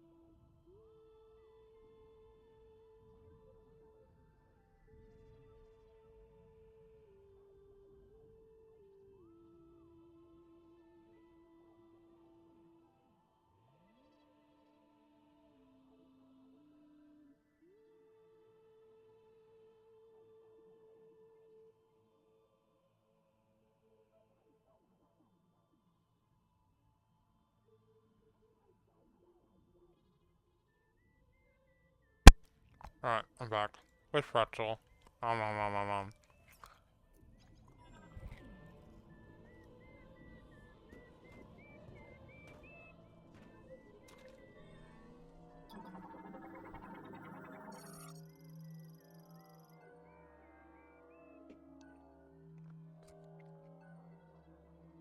Isopod glides atop a slick mucus which they produce. Their diet is primarily glow mold, causing their abdomen and mucus to glow.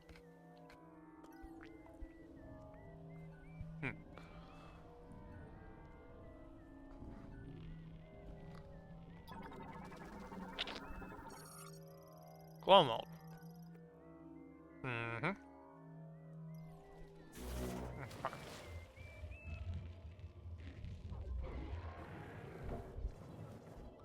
Huh?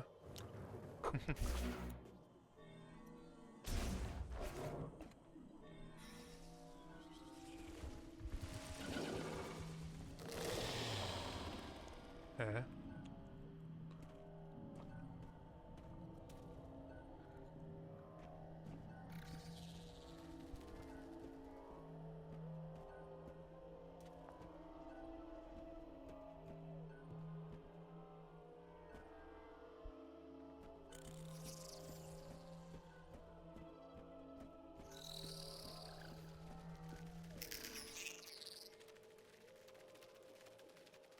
Yo, this guy dead.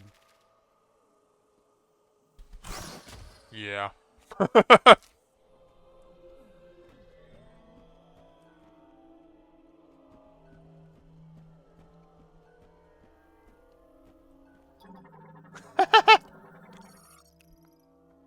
Isopod antenna. Life signs diminishing due to severance from body. You don't hecking say.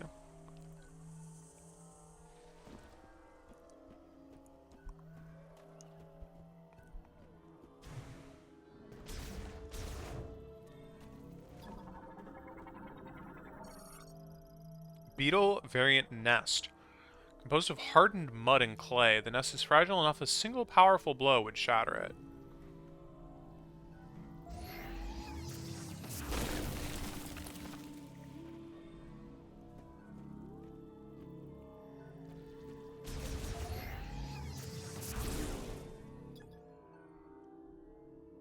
Dang. We need more fire.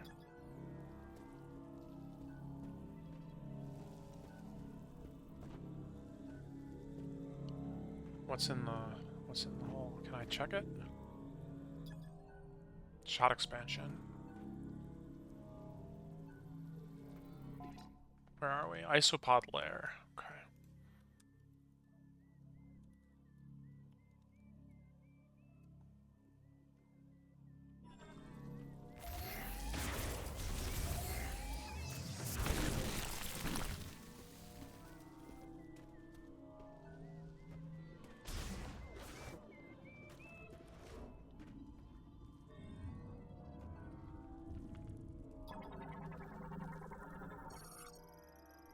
Turn root variant. Lateral root and root hair tips with extremely sharp edges. They can be cleared using standard firearms. Oh, thought they can.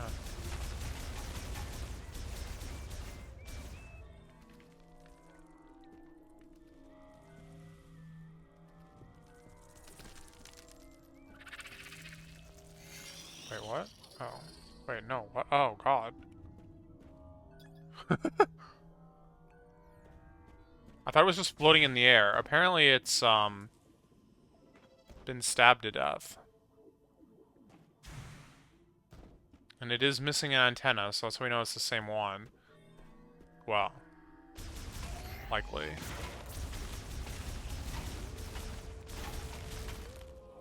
Did I just get poked by one of these things?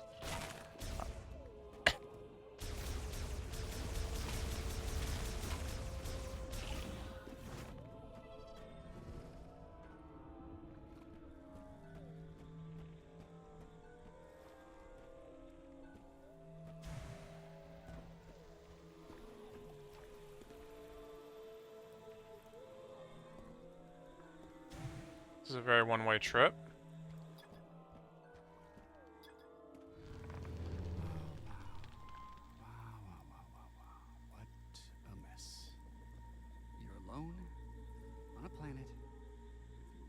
survival. But you're also not sitting next to Phil anymore in that cubicle, so... Win? Oh. Okay. Apparently the air is breathable here. What? What now? Samus? Samus Aran? Hey! Hey, Samus Aran! I'm stuck! Help me out! Oh. Please get me down.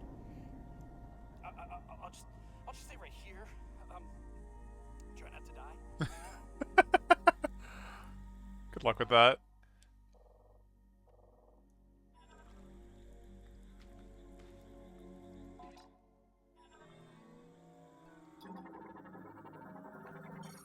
Galactic Federation Technician. Individual who performs maintenance tasks on electrical equipment. This also includes maintenance of computer-equipped airframes. Okay.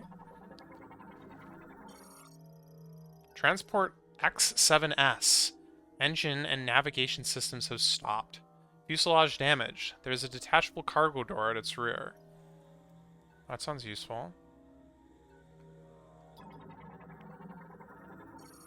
Swollen vine growth.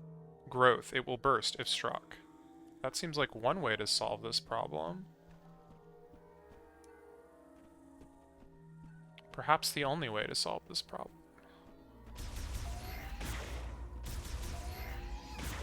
Oh! I think it's working. Shoot some more. Yeah. What was that? Okay, that did not sound friendly.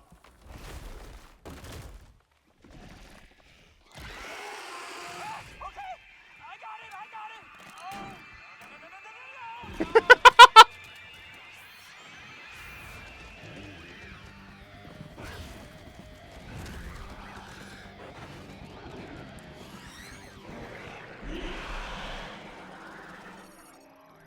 Alien morphology, jungle griever variant of this area. It can leap to great heights and climb trees quickly. It has extremely aggressive disposition and will use its arms and claws to attack its enemies at close range. When at a distance, it will spit poison at threats. Subspecies of the griever. The ferocious predator is found throughout Vuros, which is adapted to densely wooded environments. Their exceptional jumping ability allows them to quickly traverse treetops and rock cliffs. They often hunt in packs and are known to attack other creatures indiscriminately. Once one pack member strikes, the others will quickly join the fray, either by leaping up close to slash with the sharp claws on the two pairs of their arms, or by spitting a viscous mass of venom from a distance. Their skin is thin and unarmored, making their bodies vulnerable to standard beam weaponry, and light enough that the shock of a direct hit from an explosive weapon is enough to push them away.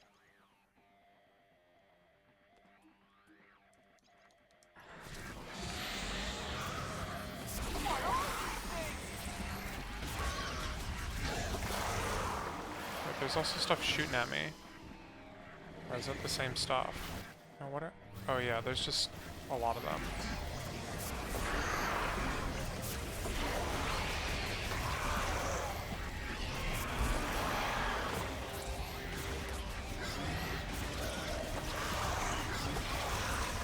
Oh no, there's too many of them.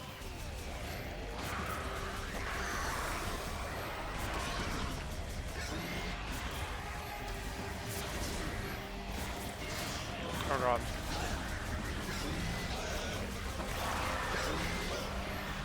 I'm getting slashed. Wait, don't shoot me down yet. Shut up. Keep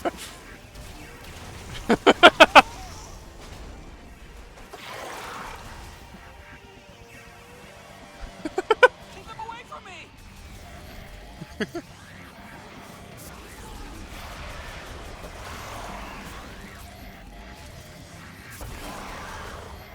trying to eat me. Oh, that was me screaming. They're actually not trying to eat you, or if they are, they're doing a very bad job. Oh, we're good. Okay.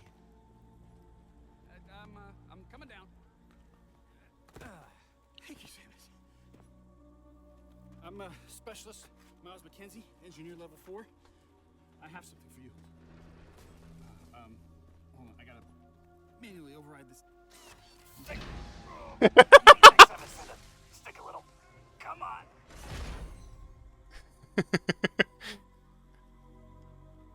Oh, boy, this is really jammed.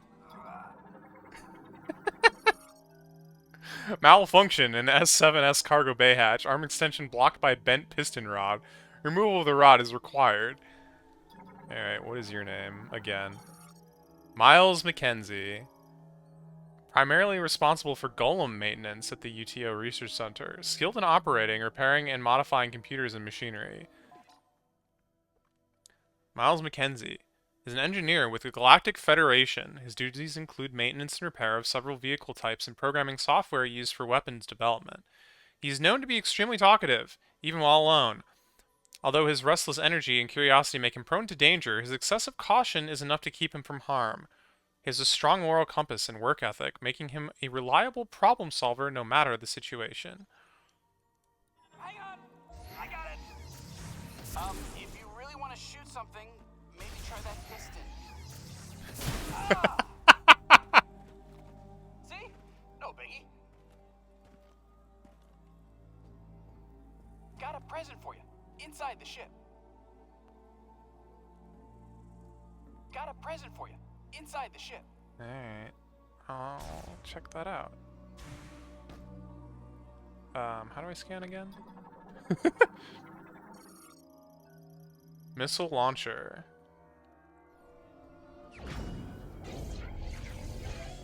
Why does he know that I'm, like, missing my missile launcher? Or would need one?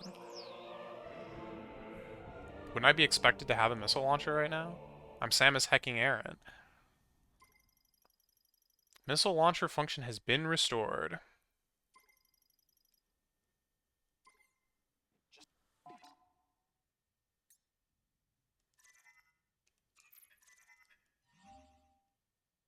Okay, this hasn't changed. Just a little token of my appreciation. If it's okay with you, I'm gonna tag along. Is it okay with me? So, where to? It might be a good idea to check the map and get our bearings. I'll follow you to your objective. Lead the way. How dead is this guy?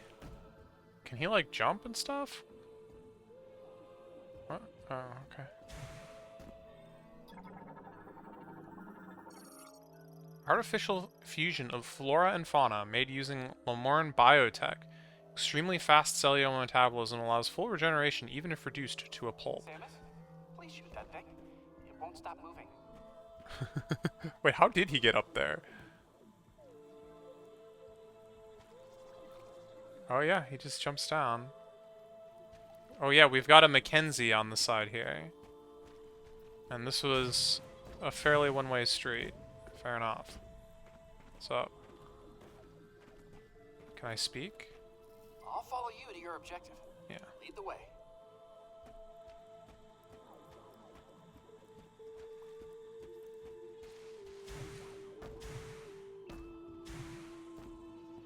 I missed the jump.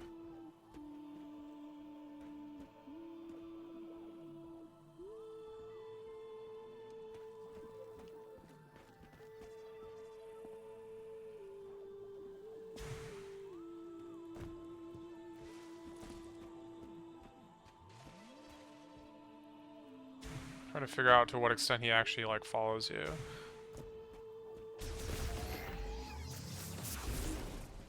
Oh, I see. It's like an infinite missile station. Useful. Hardened sap. Might require a powerful solution.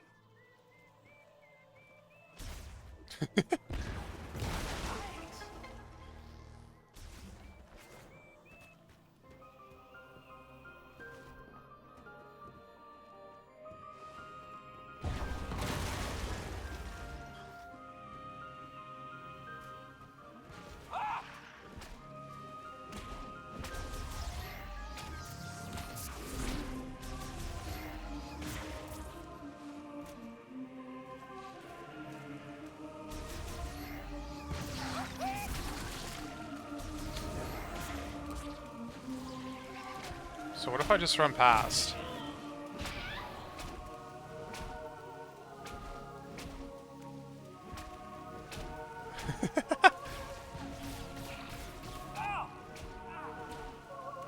Oh, does he have health? Is that a health bar I see? One more time. Oh yeah, he's totally got a health bar. Alright, alright, alright, alright. Can I give you the energy? Any sandy water? Those things seem pretty territorial.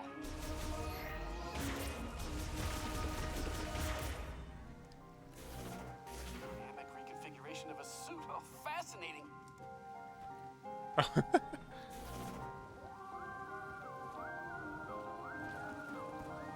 He likes my morph ball.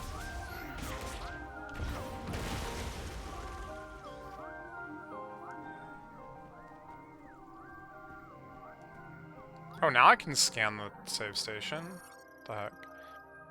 Lamorne device for saving behavioral records. Also fully restores energy and ammunition.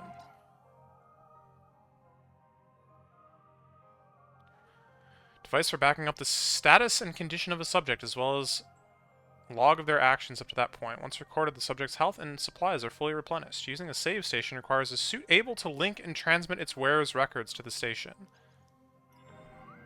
Am I, like, going to not have one of those one of these days? What makes you think?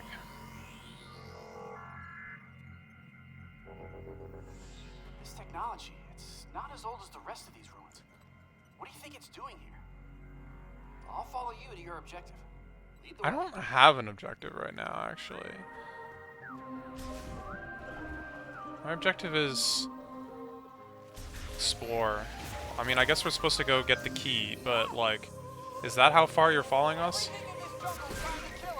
Yes! That is exactly what's happening. Okay, so this was a one-way path. Take notes, kids, as they say. So I can't go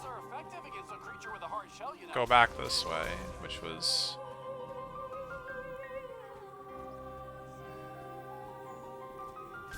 Makes sense. Right, it opened its shell right after you told me that.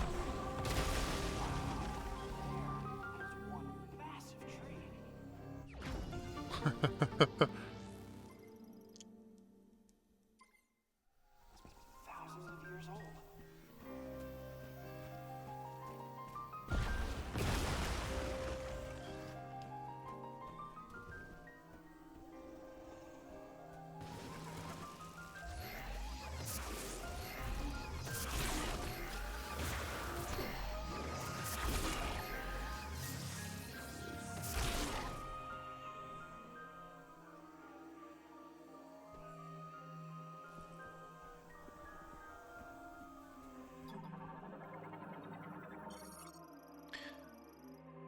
This bridge paves the way to the Temple of Memory. Those Lamorne who follow the path will come to the altar connecting the past and the present.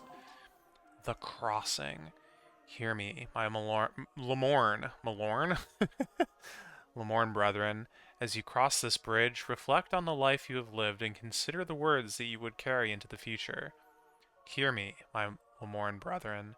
As you cross this bridge, reflect on the experiences you have not yet had and consider what you wish your future to hold.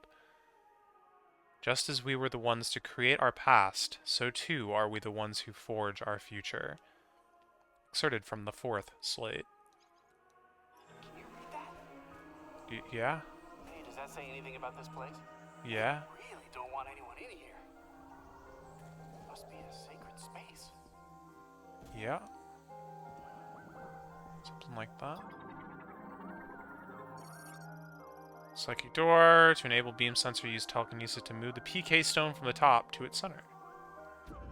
Wait, something's happening.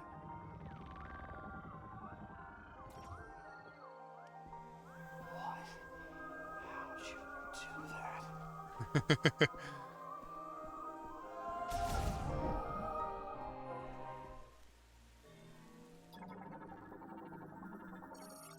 Ancient stone bridge built by the Lamorne. It shows severe damage from seismic activity, though its basic structure remains stable.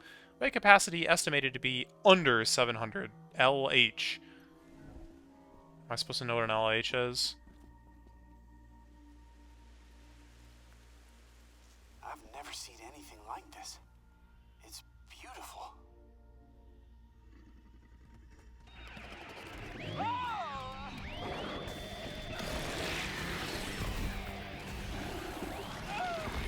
I'm just gonna stay out of your way. You let me know when it's clear.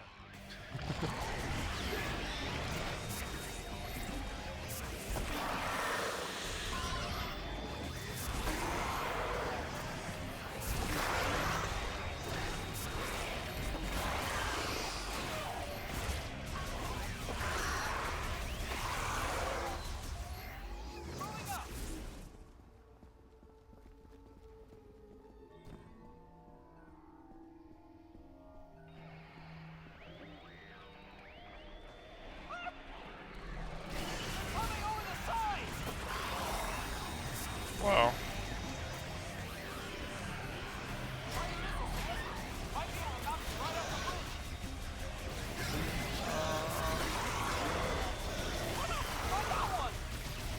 Nice.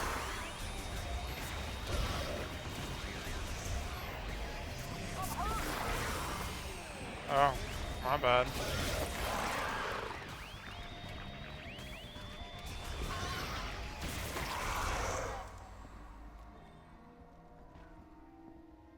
This is the last stretch.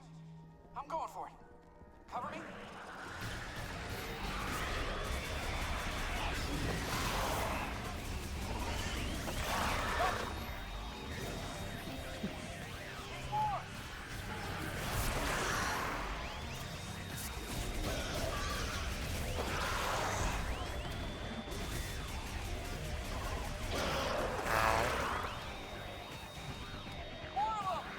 My shoot and pray strategy is not working so great right now.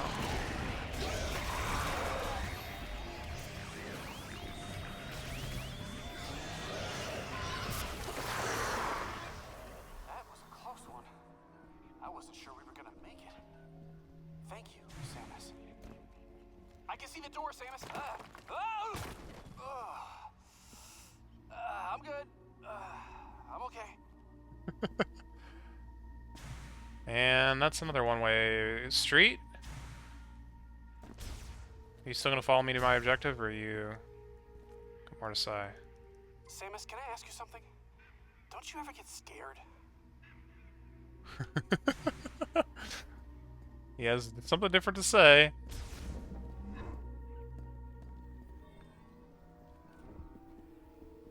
Samus just doesn't respond, which is kind of hilarious.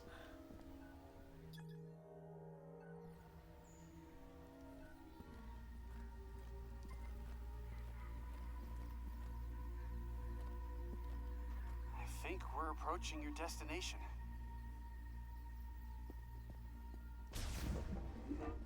Why would you think that?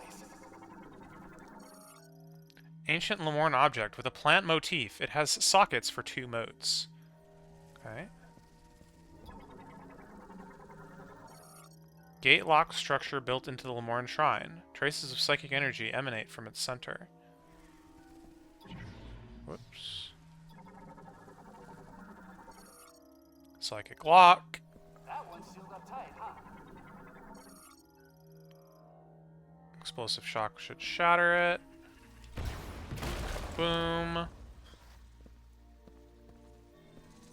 Some free missiles. Yeah, okay. Oh, I see.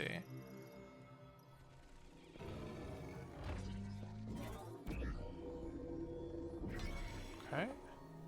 I have no idea what we're doing, but it feels like it's working. Have you found anything that might unlock this? Yeah. Sure heckin' have.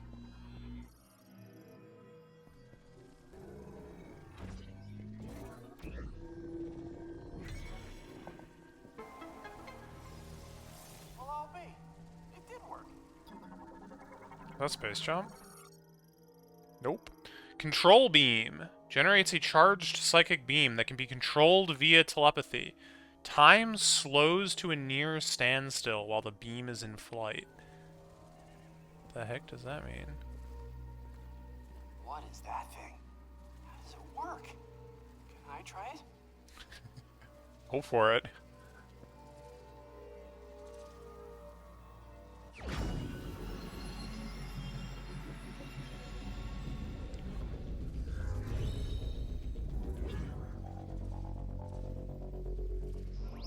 Control beam acquired.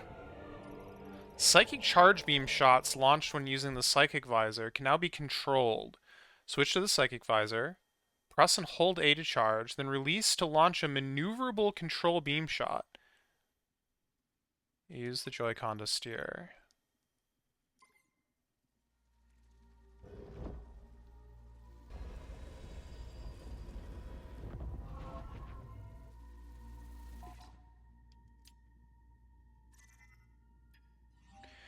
Control beam is a type of psychic charge beam shot whose trajectory can be changed mid-flight with the psychic visor.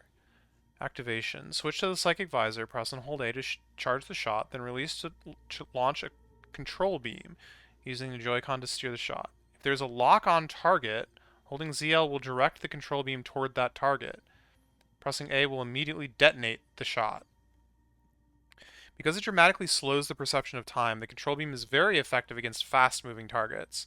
A control beam shot consists of 3 energy spheres, meaning that unless it collides with an obstacle, it can hit up to 3 targets.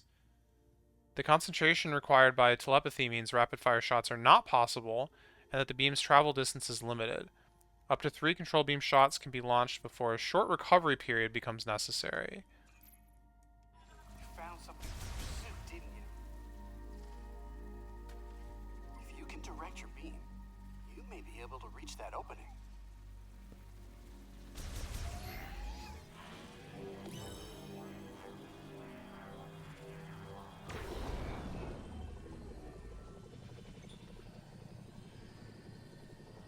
Holy crap.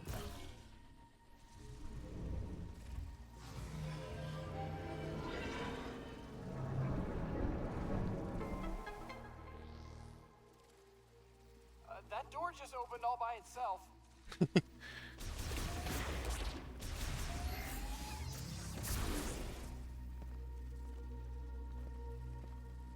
It's amazing that any of these security measures are still functioning. This temple is ancient.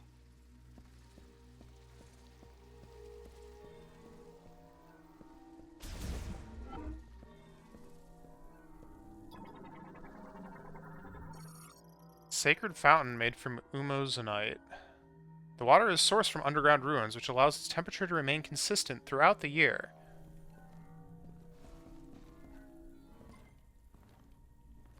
Let's explore the temple. You got it, bud. This one's a little broken.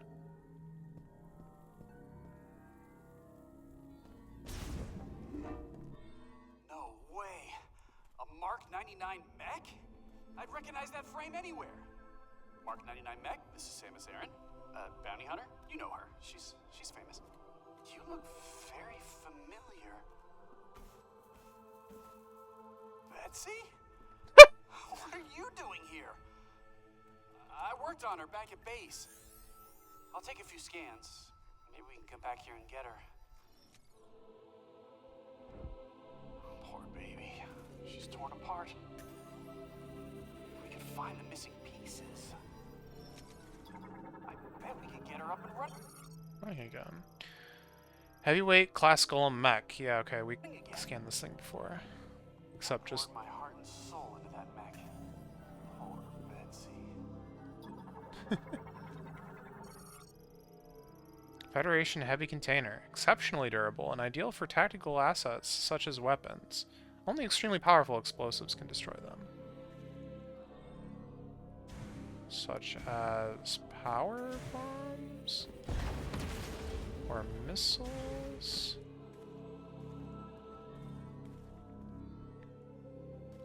I don't know, but I'm gonna write it down. Power bomb question mark. Reflection chamber.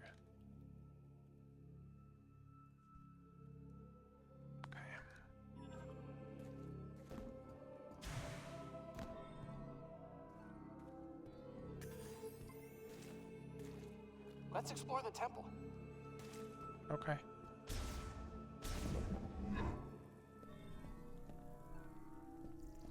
At some point, this guy's not gonna be able to follow me because I have to go through like a morph ball tunnel or something.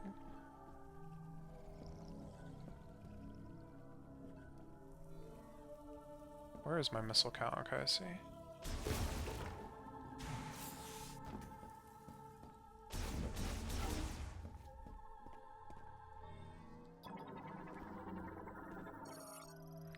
Control system built by the Lemorne, used in Machine Era, currently inactive.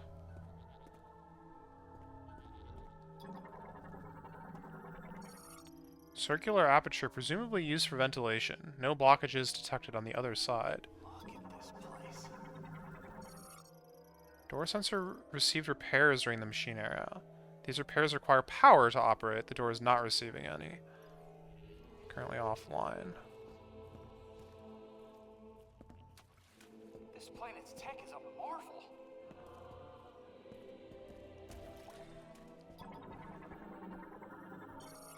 Bomb slot. Activates any linked devices when concussive blast is detected. Currently offline. I'll poke around, but decoding the language will take weeks without a translation key.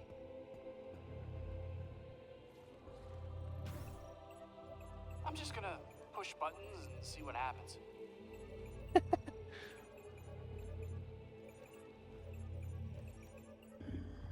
See? The button pushing strategy always pays off.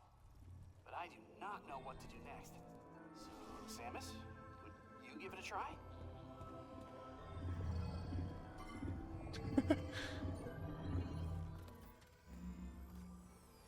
Wait, you can interface with their tech, which means you can understand it, which means you've received translation data, which opens up a world of possibilities. Once I get this working, we can use this tech to our advantage. I just need remote access to your logs.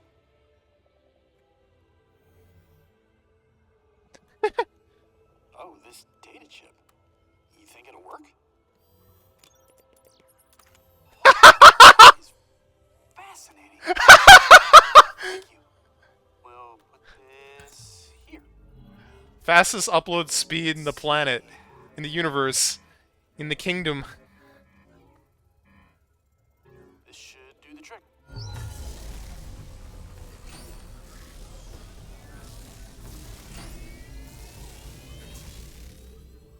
All right, look at that! We got power!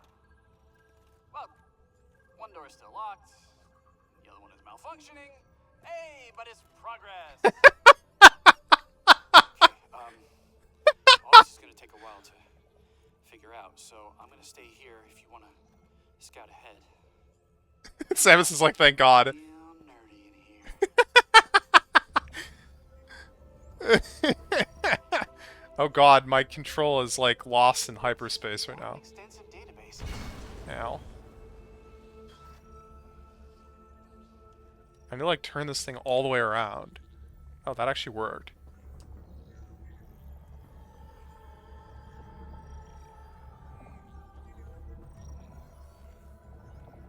Okay. Sure didn't make this easy.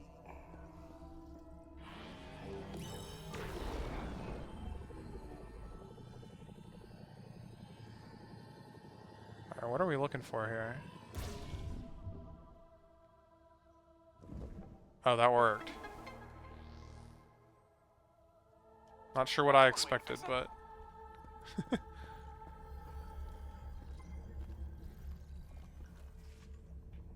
What's in that room over there? Want to check it out? But what if there's a save room in here? Call it.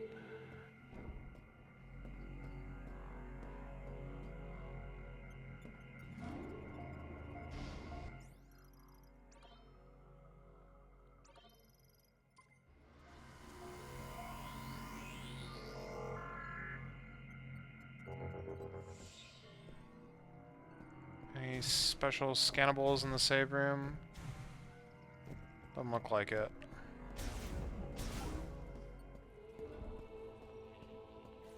What are you looking at now?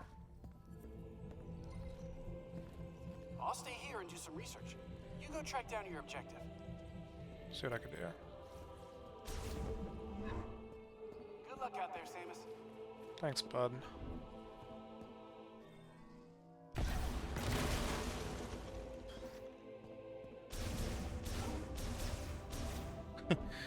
Convenient.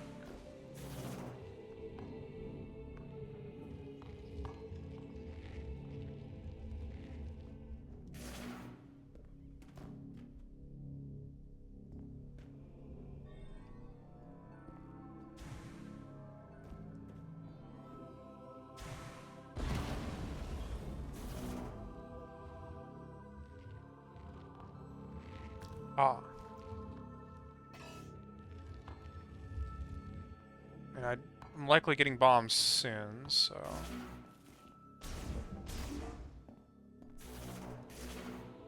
Possibly now.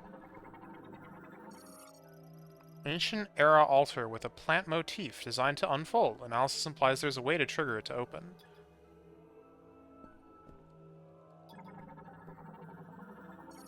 Sculpture of a prominent Lemorne priest. The inscription reads Kuvanda. Yeah, I can't read. Kuvanda?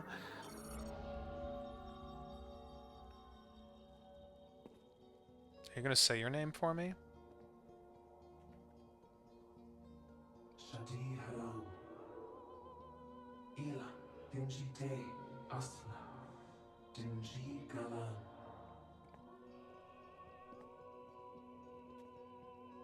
Algodina. Lamornalas. Indanich Gathalate. Sadebelek. Anchandigas. Galis. Behold. Naranaka. And Celine Sadebelek. Galanshe. Chisana. Shagatun Adebelek. Great Galanshe. Galanshe Kigatha. Shadi Haram. Iskaran Gedi Japan. Siatin Virus. Karawan Gedi Japan. Sihalashist. Esh Sakalade. Ashadi Haram. Intendina Galanshe. Sege Taram.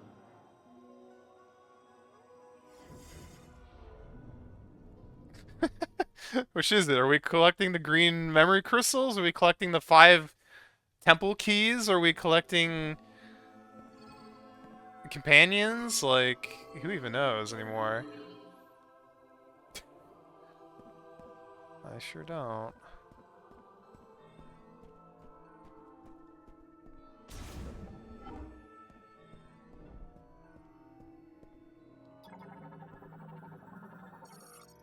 Pressure platform for releasing the system's psychic lock.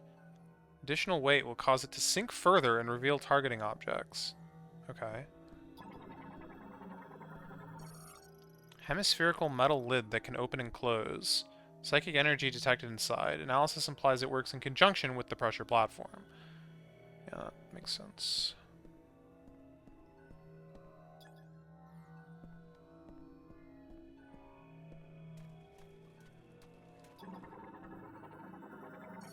Spherical growth that the Onanalt palm's rootstocks use to store nutrients. The outer skin is very durable, but it can be broken by a concussive blast.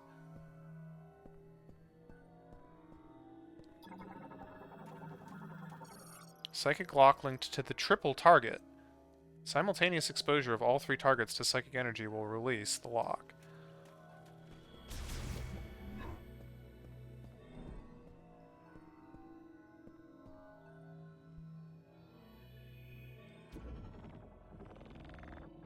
Huh. Huh? Huh? Psychic recording data playback device emits images and text recorded within a mote. These signals can be interpreted only by those who have psychic abilities.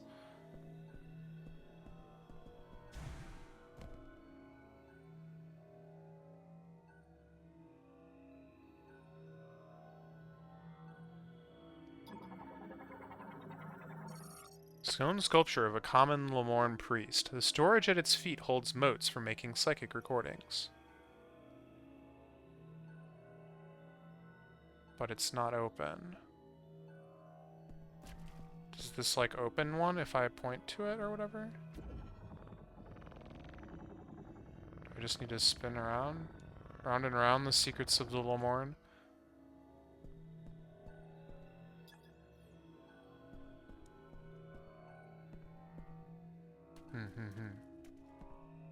Okay, let's try this other room that I can almost certainly do. And I guess before I forget, I'm gonna mark down that other bomb slot, which was, oops, right here in the broken hall.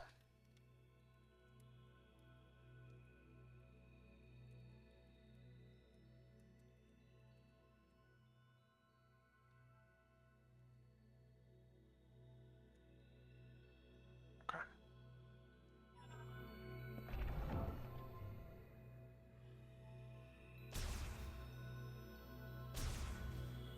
Dang, how fast do these things move that this is gonna, like, allow it to... Wait, hold on.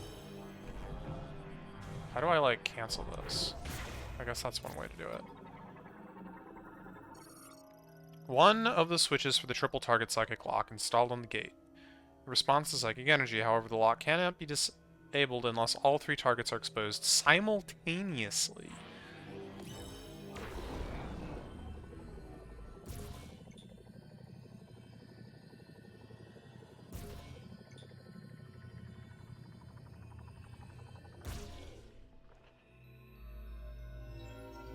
I want to see it happen in real time.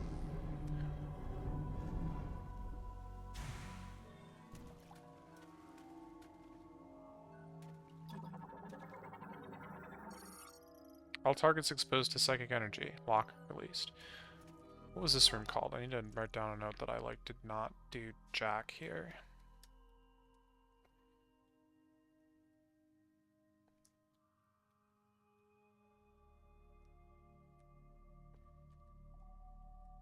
Of the Guardians. I can type. Alright. Moving on.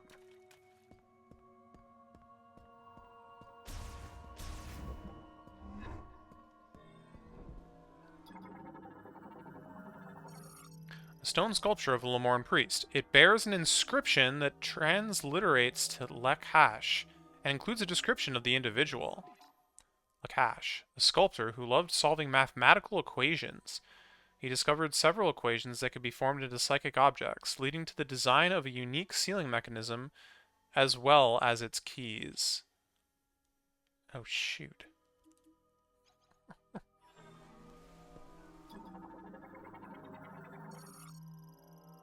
Okay, Vakun. Inventor of the moat-operated psychic lock. In accordance with the prophecy of the Chosen One, he built the shrines now hidden throughout Soul Valley, filling each with his moat-related devices. Okay, good.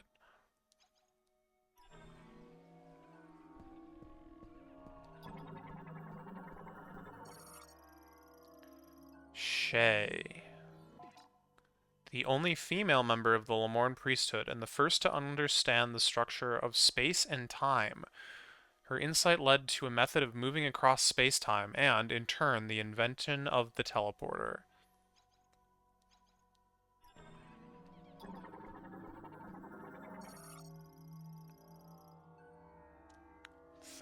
Thesar. The first priest, who communed with the sacred tree and founded the Temple of Memory. He is said to have been gifted at conveying thoughts without the need to speak, and at understanding others without the need to hear them.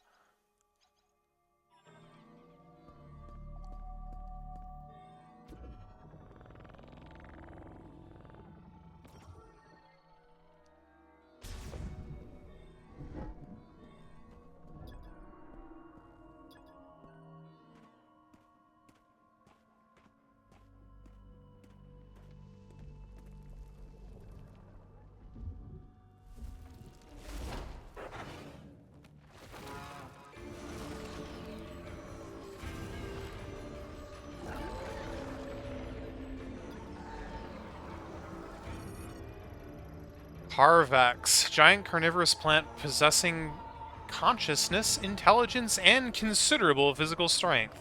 It's unable to communicate due to fusion with a Metroid.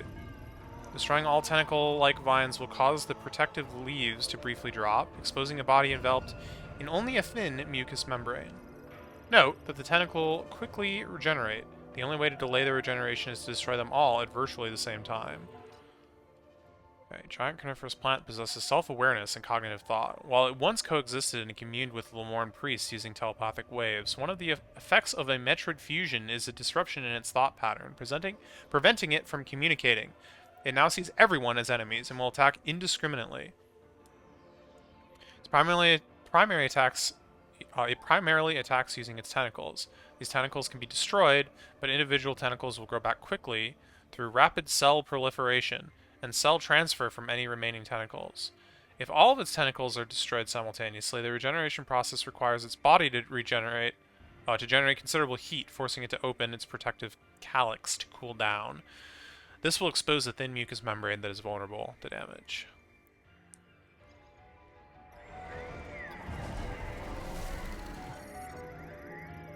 Okay, carving's fine. This is a separate scan.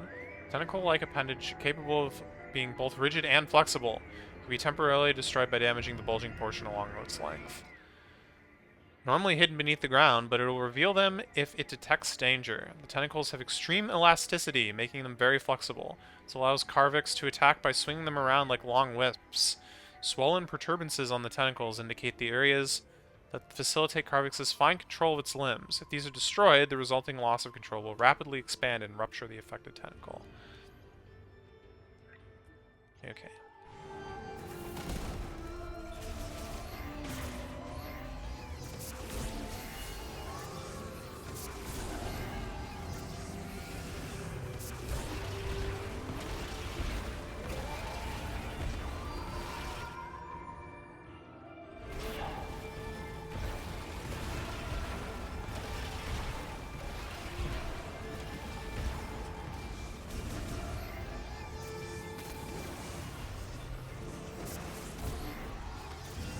So I want to, like, reveal them first? I think so.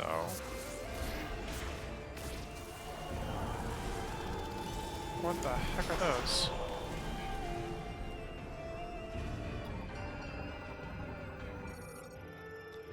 Gate sealed shut by hardened plant fibers. A strong enough pull would force the gate open. You don't say. Wait, something came at me and I don't know what it was.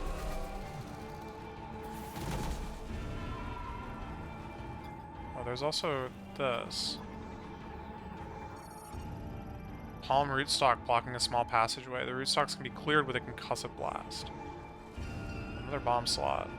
You know what? I'm gonna write that down before I forget.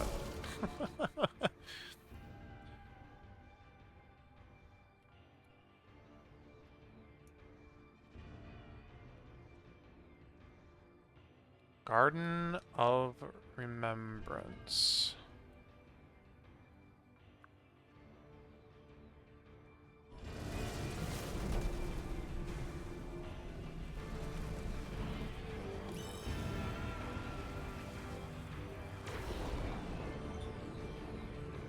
Yeah, we really do just be stopping time. Oh.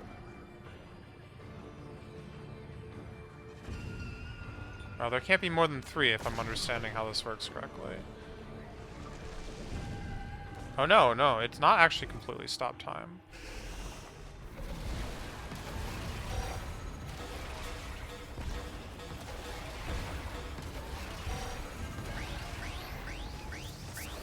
Depleted missiles. Dude, that's like the biggest warning message I've heard so far. It's like a bigger warning than like being low on health. Not that I've been low on health, but...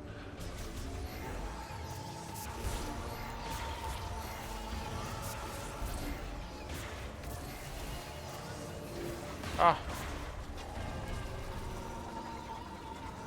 Come on, okay. Carvix's pollen sac. Carvix is capable of ejecting pouch-like pollen sacs at will. These sacs have 4 wings that function like propellers, allowing them to move slowly through the air and home in on targets, detected using a natural thermal sensor. When a pollen sac lands on a target, the sac will rupture, causing damage. This behavior indicates that the sacs primarily serve as a means of attack rather than a method of pollination. Dang, they didn't drop. Oh, shoot.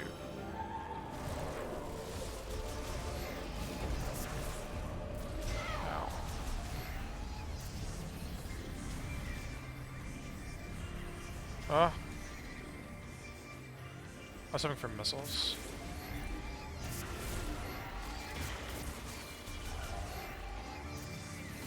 There's some. Ow.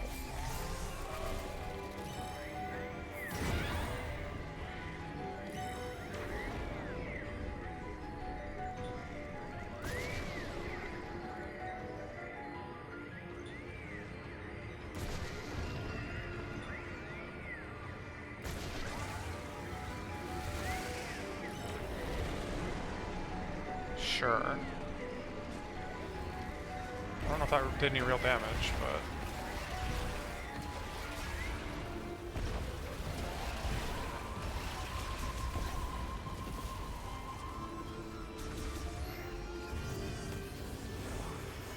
Force cycle seems pretty... Oh, okay, what's going on? Well, okay, fine. I guess we're doing it this way. Or not. Well, now I know.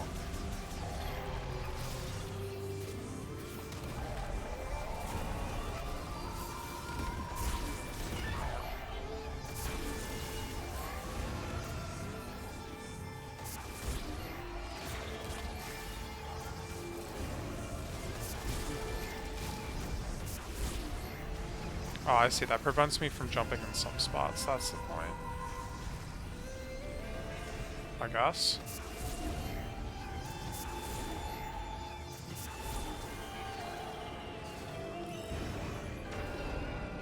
So are those, like, pollen guys gonna get me?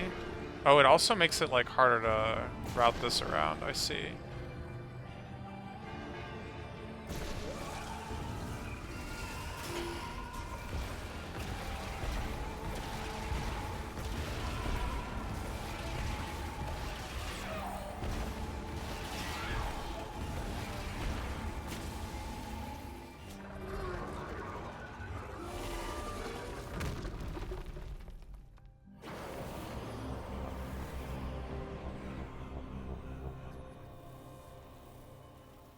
Cool.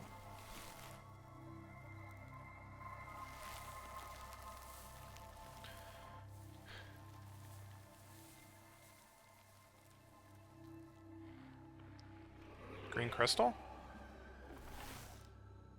Very much not green crystal. Something other than a green crystal, as it turns out.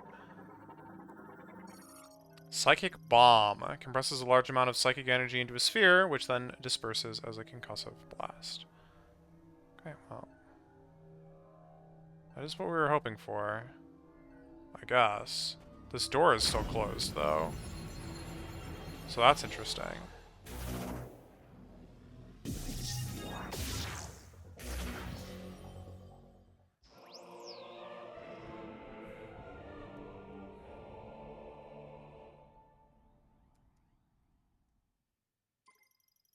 Usable in Morph Ball, up to 3 can be placed.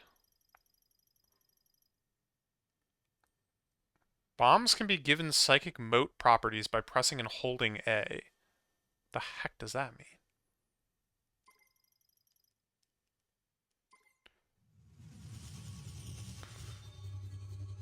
We're about to find out, I think.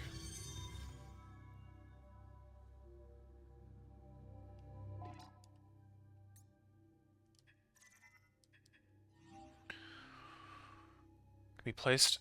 up to 3 can be placed at a time. Bomb can also be infused with mote properties by condensing the psychic energy within. Okay. Press A to place a psychic bomb. To infuse, press and hold A. Once it's levitating, exit morph ball mode, switch to the psychic visor, and grasp the bomb. What the heck? Bombs damage enemies and can destroy structures that are weak to impacts, such as brittle walls. If a bomb explodes in a bomb slot, the concussive blast will power any connected devices. Once infused with mote properties, they can be used to reach bomb slots that are too high to reach in morph ball mode. By moving on top of a placed bomb while in morph ball, in Morph Ball mode, its concussive blast can be used to jump.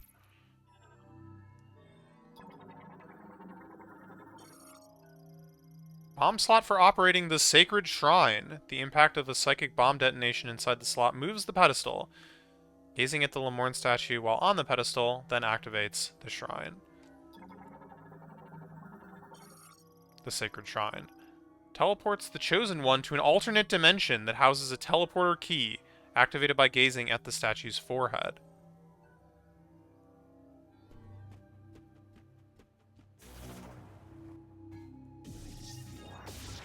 I'm in a barrier.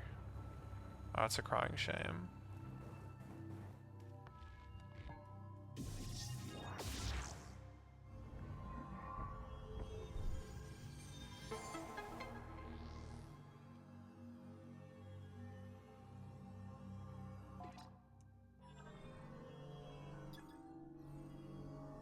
Oh, this is actually, shoot. Wrong button. A logbook scan. Did I read this before? I don't think so. Sacred Shrines are single-use teleporters prepared by the last priest Chitoya as a way to access the alternate dimension where the master teleporter keys are kept. When not in use, the shrines themselves are also placed in an extra-dimensional space, though they are linked to each key guardian in such a way that they can be summoned to them at will. Key Guardians will summon their shrine only for the Chosen One. However, if their body were to die and their consciousness dissipate, the shrine will appear on its own.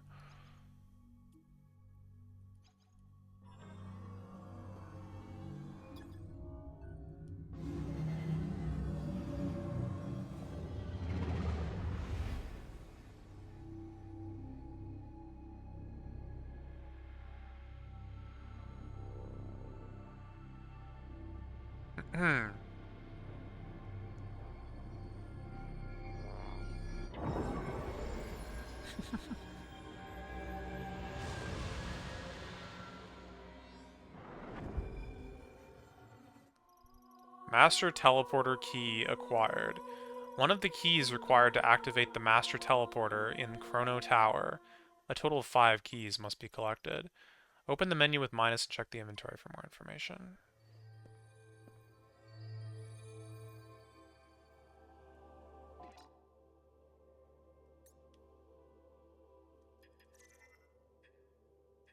Master Teleporter Keys. These keys activate the Master Teleporter atop Chrono Tower. There are 5 keys in total, all of which are required for activation. To safeguard the teleporter, until the day of the Chosen One arrives to save them, the last Lemorne, Chitoya entrusted the keys to guardians located at Crossview Ross. The Master Teleporter keys are inside the sacred shrine of each guardian. These shrines can be activated only with a corresponding psychic ability.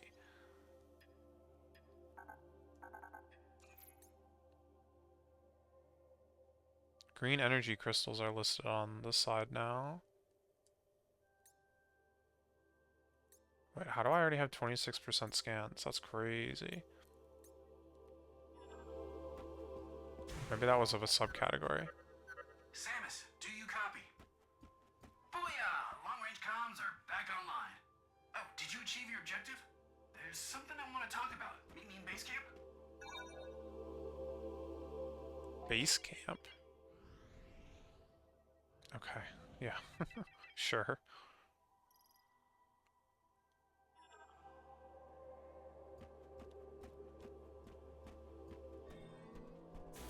So what's this, like, whole thing about?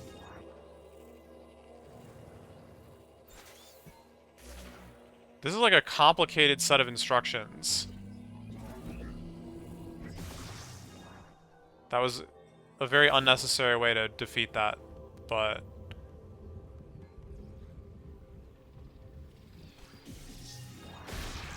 that's how it should be. Maybe.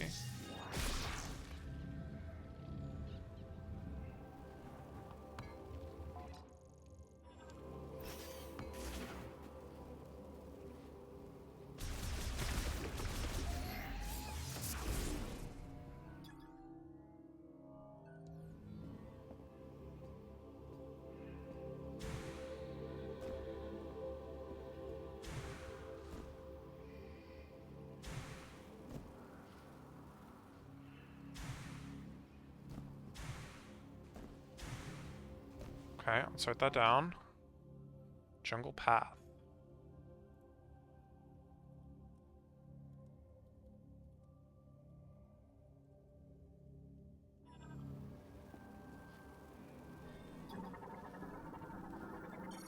Green energy crystal. Crystalline deposits of concentrated green energy. Contains large amounts of teratogens, which can interfere with cellular growth. Green energy crystals consist of silicon dioxide that's crystallized with a large amount of green energy ions. They are broken relatively easily, either by strong impact or using firearms. Although very little green energy occurs natural in geologic record, green energy showers have made it very common throughout Soul Valley. Extracting energy from green energy crystals can only be done using the device on the altar at the Temple of Memory. Green energy extracted here is then sent to the sacred tree, where it's consumed to grow memory fruit. Okay.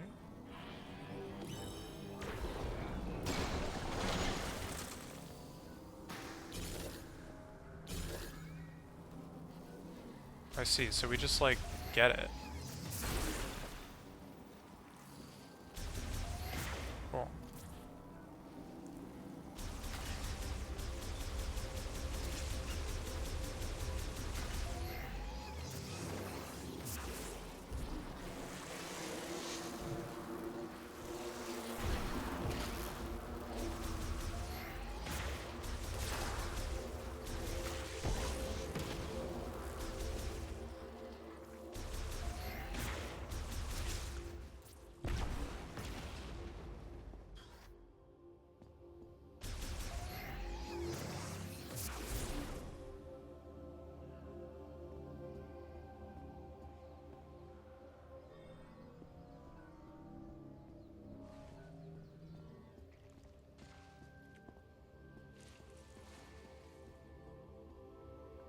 Where?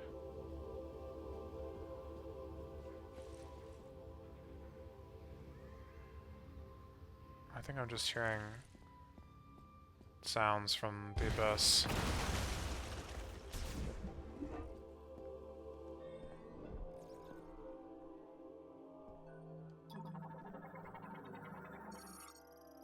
Tip of the Onanalt palm's rootstock. Roots have intruded into every crevice of the shrine, expanded and shattered the structure. Complete collapse is inevitable.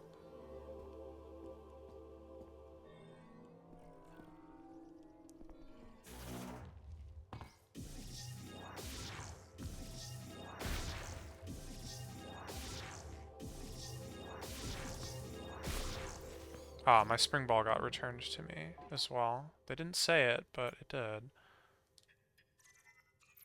Green energy. Crystallized concentration of green energy, an energy-rich liquid found within Viros's lava in Flare Pool, are called green energy crystals. These crystals contain large amounts of tetragens, an organic mutagen. Green energy crystals can be collected by shattering crystal deposits with a strong impact. The collected crystals can then be offered at the altar of Legacy in Fury Green, allowing the memory fruit to grow.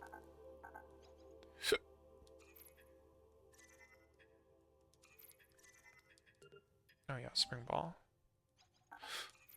It's back. Oh yeah, that is very unfull. Holy.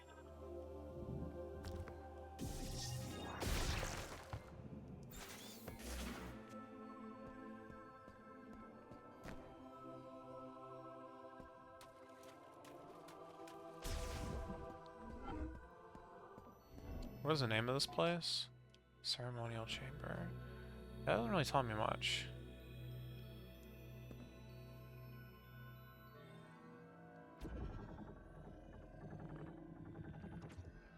Oh, these things, this is active now. Why? Because I have the key? Writing surfaced on the Lamarn statue decrypted. Within the moat this statue holds is a history of the Guardian of the Temple Guardian. To reveal these truths, place the moat into the playback device.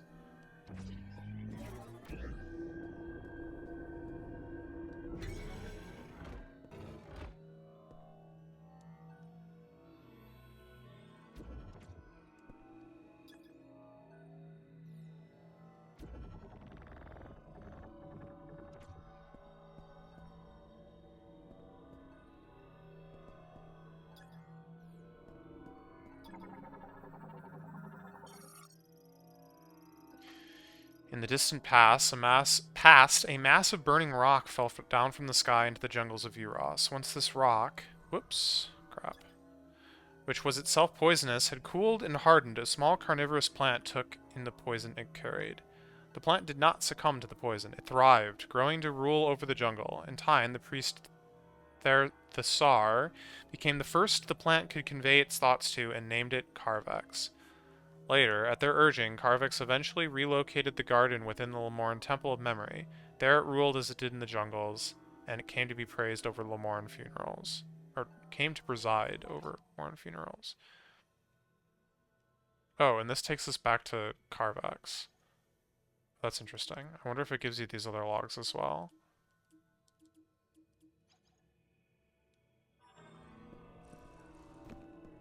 It's like a way to get, like, missed logs or something. That'd be cool.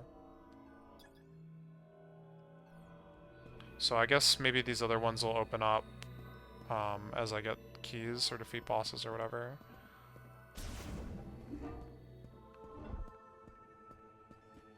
Guess we've got to hope for a quick way to get back here then.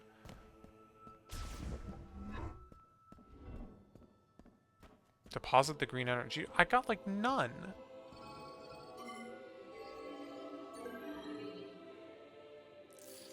Please tell me like I got like none. Lol.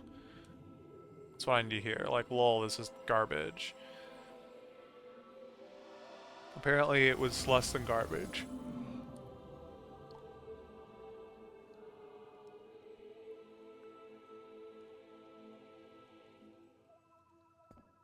They sure have been. Providing the energy converter with green energy crystals causes the altar to illuminate. This illumination will grow as the sacred tree absorbs more energy. Yeah, it's just not enough. Small size energy converter. Converts energy from green energy crystals into psychic energy, then sends it to the sacred tree.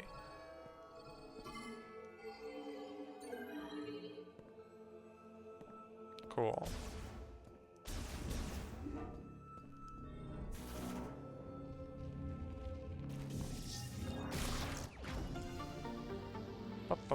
Bum.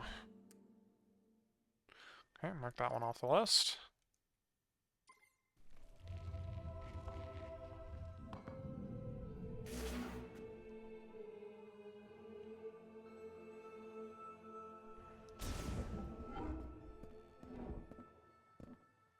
Yo ho! Man, they did not design these for humans. Oh! Whoa! You are sneaky quiet, you know that? Hey, I'm glad you're back. That data you gave me earlier is really coming in handy. I've been able to translate the Lemorn language. This planet, Viros, doesn't appear on any of the known star charts. Might as well be a ghost. I tried sending out a distress signal, but there is no activity in this sector. It is eerily quiet. We could be anywhere, or we could be nowhere.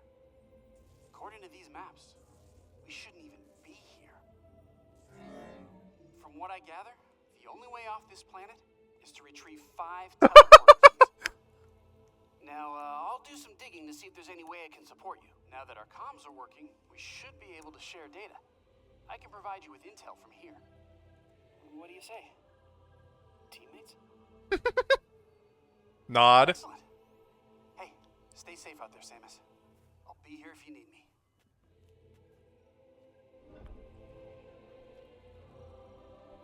Alright.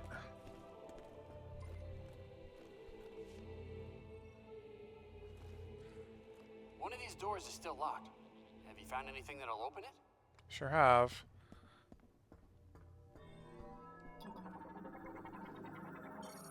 Bomb slot. Activates any linked devices with concussive blast. Okay. Bomb slots are switches used to activate connected devices and are triggered through the use of concussive blasts. Though maintenance tanks do not use explosives to perform their duties, they are able to trigger these devices by charging up a concussive blast. Bomb slots require energy. Indicator lights show if the bomb slot is connected to power and operational. So I should be able to like do it with the cool like trick, but let's just do it the old-fashioned way. Good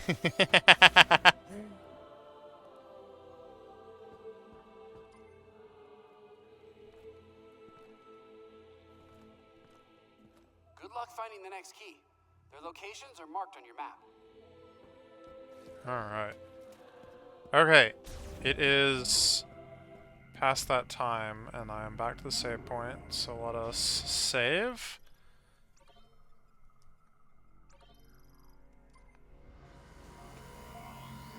And call it here for this stream.